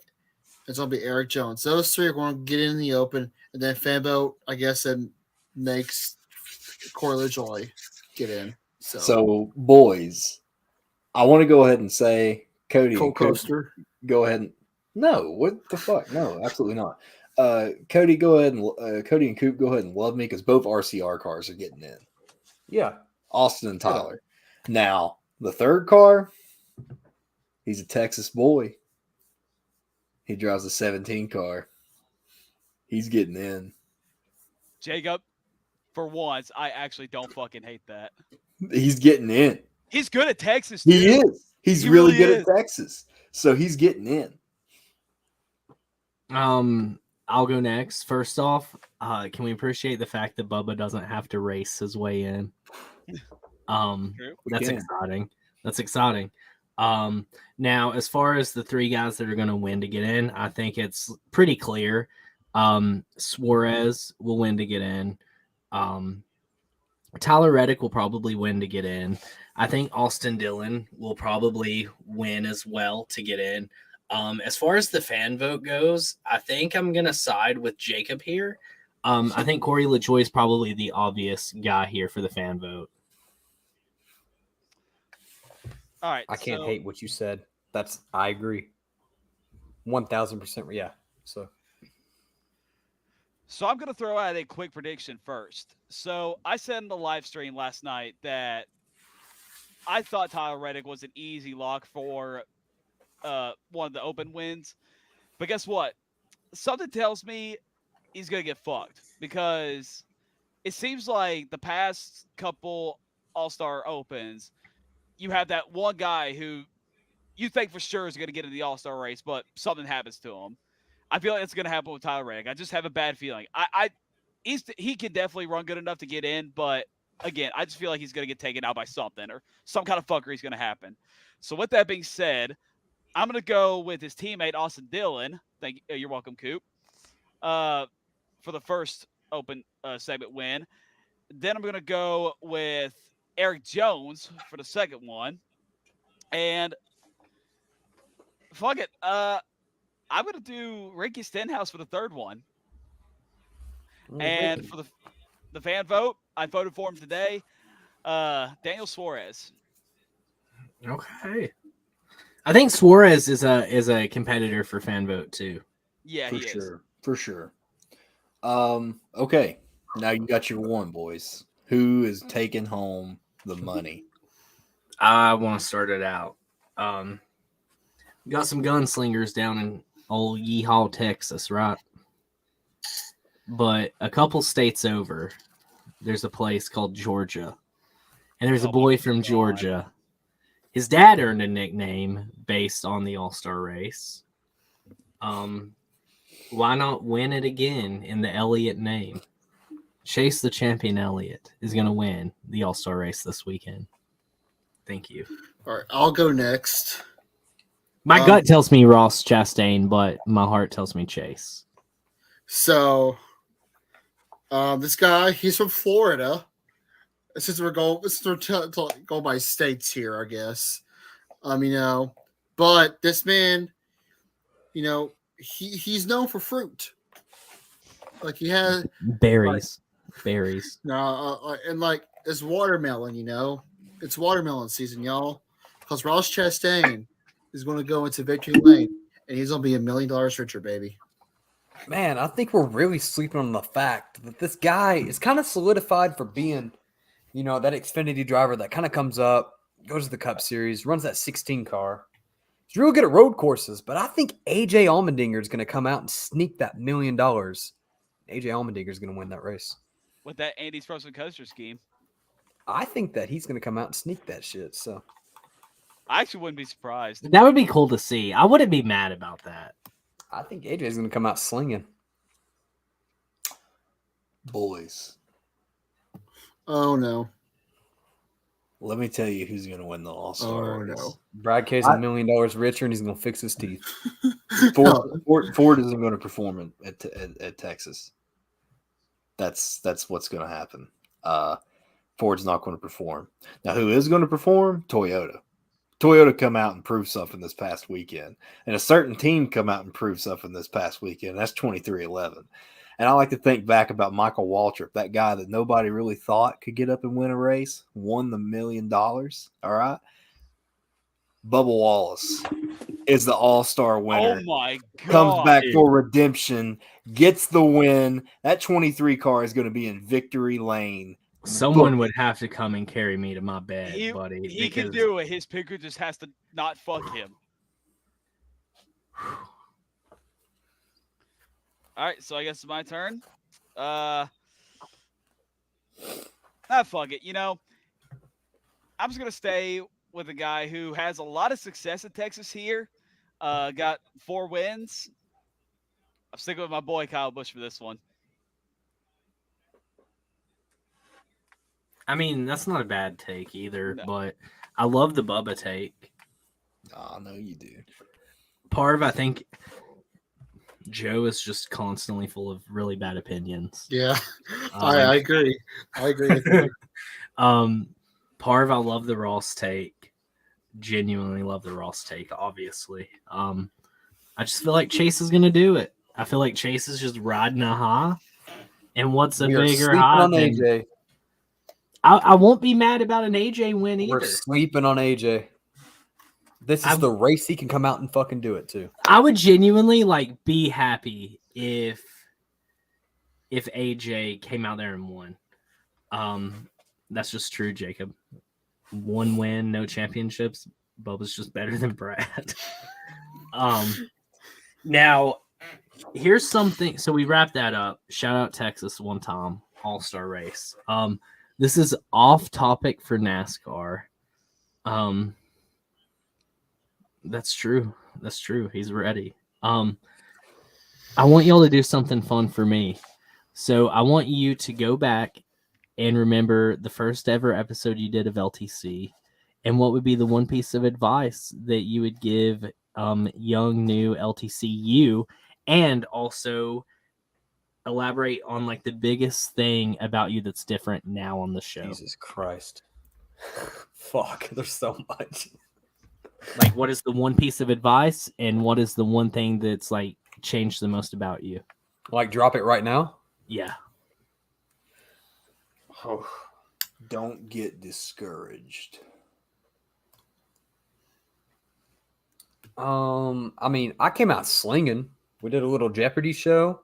I won. I beat Jacob. I had 0 NASCAR knowledge.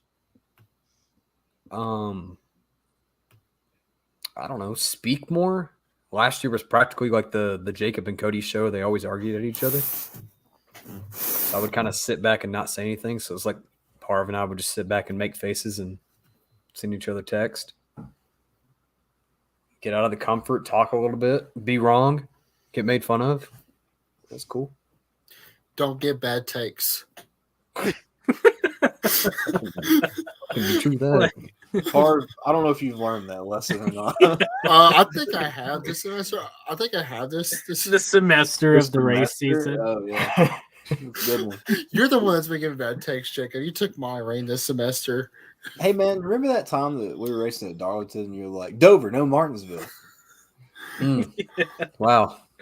What a fucking time. What's your piece of advice to young Dalton?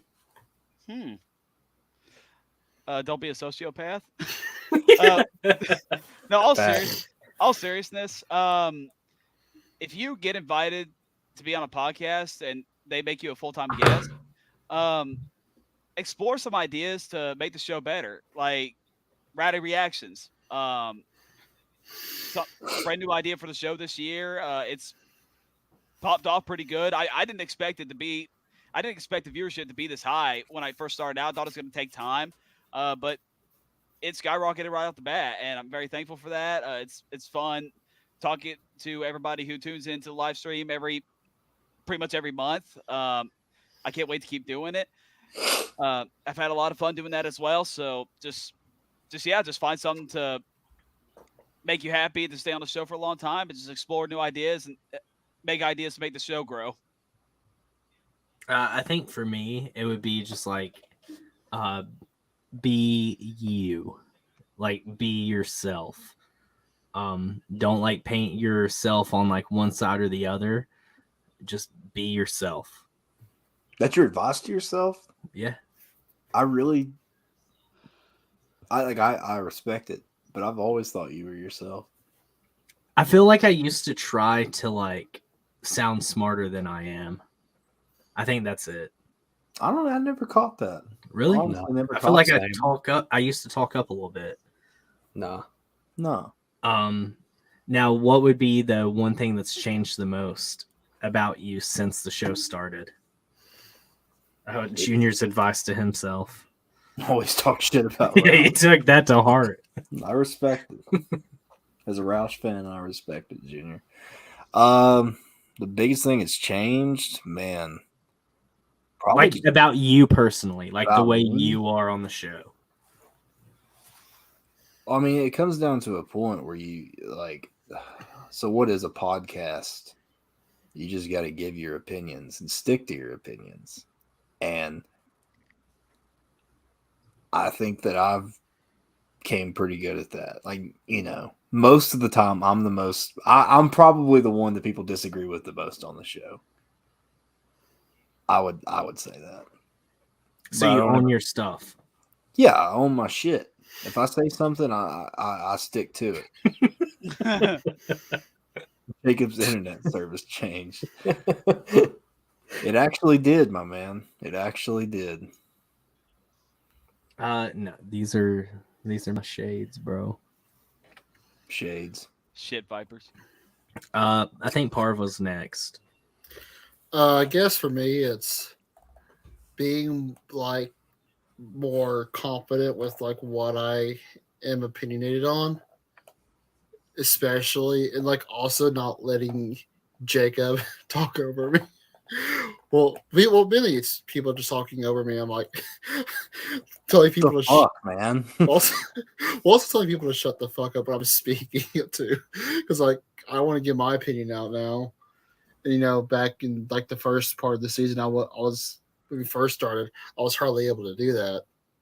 I was like, you know, I get, you know, blasted, and then I just be like, oh, well, I'm done. Go ahead. So I feel like I'm more out there now, being like able to like talk about myself. I was more Coop, less Daddy. Daddy is out. Daddy is here. Daddy's staying. That's all I gotta say. Coop Daddy's here. Motherfucker ain't leaving.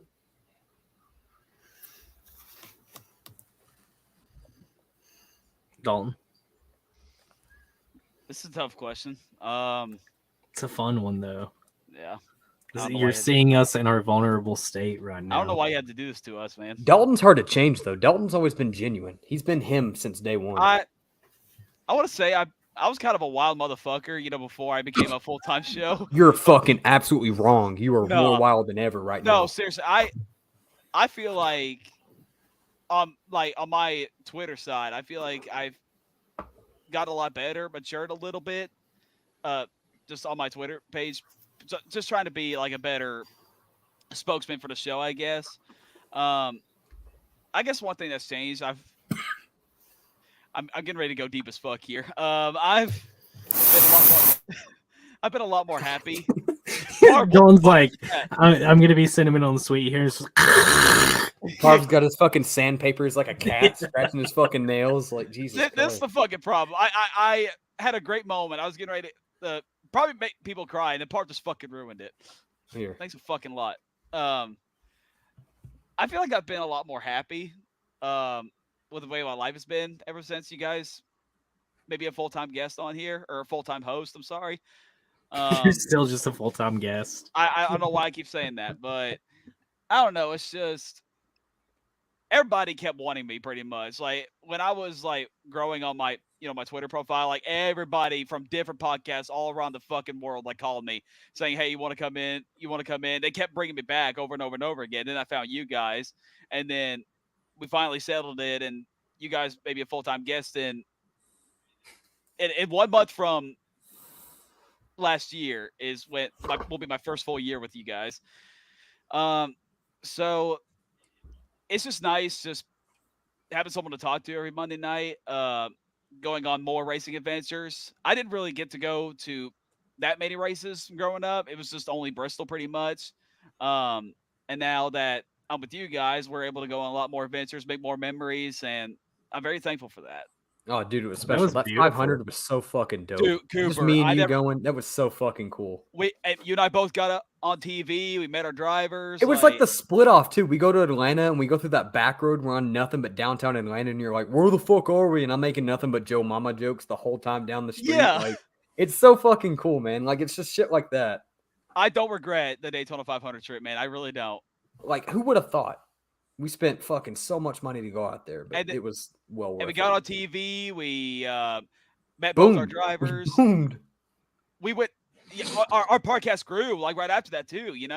Like that's pretty much how we got to where we are now. I mean, Could you All of imagine the fucking Christmas Eve too? Like we're just sitting. No, it was Christmas Day. Christmas we were Day, texting. like, And we were just like, Christmas let's do Day's it. Christmas Day is about to be over. I'm taking a shit, and then you text me saying, "Hey, let's go to Daytona 500." I mean, we've been talking about it for a while, but Yep. And it was fucking rad, man. I fucking loved that trip.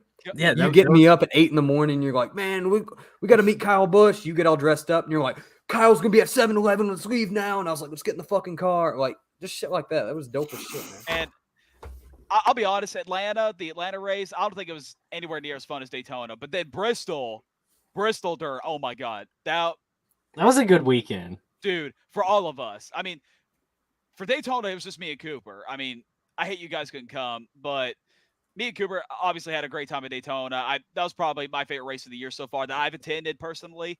But Bristol dirt, just all of us being there, except you, Parv, because you're a pussy. Start going with this. But the way that race went, all of our guys just running up front, doing so good. All of us just sitting there, just having a good time, so focused on our drivers being very passionate. And, of course, the finish, I end up coming victorious. so yeah, man, Bristol dirt Daytona 500, like ever since, I mean, being on Left Turn Cold changed my life, I guess, for the better. Just going to racing trips with you guys, I wouldn't trade it for anything right now. I've had nothing but fun ever since. So thank you. Oh, dude, yours was way like sentimental and sweeter than everyone else's so far. Hate that I have to run that streak with these. He did lose a bet, and he's still not chugged the Four Loko. I don't want to die, okay? This actually, I didn't want to like interrupt while you were on like that true sentimental moment with this comment, but this comment's hilarious because I feel like if I asked you this after a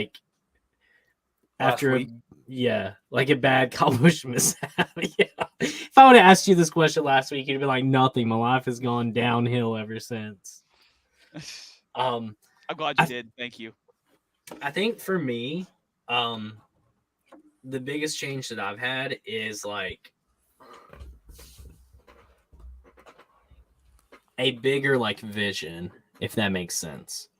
Like when I first started, this was fun, and it was like, oh, I get to talk about NASCAR with some buddies that I don't even know. Right when we first started, I did not. The first time I met Parv was what is like chronologically our second episode was technically our first episode. But we did it kind of reverse to like introduce everybody. Once we realized that everybody was going to be on the show, because the first few episodes were like pre-recorded, like way ahead of time. but technically the second episode was our first ever episode, and that was the first time I actually met Parv. So like I met Parv in a Zoom call for the first ever recording of the show. Oh, I Zoom knew and Audacity, baby. Remember yeah, that? those were the days. Oh, yeah. Damn. But yeah, so met Parv, and then the first episode that we have, which was technically our second episode, was the first time that I met Cooper. And like that was supposed to just be like for fun, and we just ended up recording it, us talking about like the race. And yeah, so like that first episode that's out technically wasn't even supposed to like come out, I guess, per se. But super cool. Yeah, so the biggest thing for me is like we started this as it was something just fun to do, and now like I genuinely see it as like it literally is a part of my life now. Genuinely a part of my life, like every single day. Like I'm thinking like, what can we do? Like, what will people like? So every single day is I'm at a Buc-ee's. It's not a Kmart. It's a Buc-ee's. Let me move. I love Buc-ee's. But I've been on some like wild adventures with these guys, and even on my own in NASCAR in the last year. It's been incredible. I think I've grown a lot for like where I want us all to be and what all we can do and what else possible, as well as like my own growth in knowledge of the industry. I feel like I look at everything a little bit differently now. I don't watch races necessarily as like a fan of a driver as much as a fan of the sport. So I feel like that helps. Buc-ee's is the greatest gas station on the planet. Like that's literally like that's the definition. It's literally like a Walmart of gas stations. It's huge. You can buy literally anything in there. If you stop on the road at a Buc-ee's, no matter what you're looking for, you can walk in there and buy it and find it. Yep. No, not a strip. Dude, I would much rather any day of the week, I would rather be at a Buc-ee's than a strip club. And that's fact. You can't get beef jerky endlessly. Dalton and I saw a marriage. Daytona Beach, we saw a marriage at a Buc-ee's. Like, Yeah. it was there. Fucking broke Twitter, man. But yeah, so just the knowledge and the vision I have for us, I think, is where I'm at now versus back then. Because literally when we started, I was like, wow, I get to talk about NASCAR finally for the first time in my life. And now I'm like, dude, we're actually like, other people want to hear us talk about NASCAR. So that's the coolest part for me throughout all of this is the fact that like people, at least I hope, I mean, we have viewers right now and we're almost 3 hours in. People like to hear us talk about NASCAR, and like 12-year-old me would shit himself if I went back in time and told him that one day people are going to listen to you talk about NASCAR. I would have died, genuinely just passed out. Dalton, Jacob, I'm sure you two feel the exact same way in that. Oh yeah, man. I mean, you know, when this began, you good, by the way?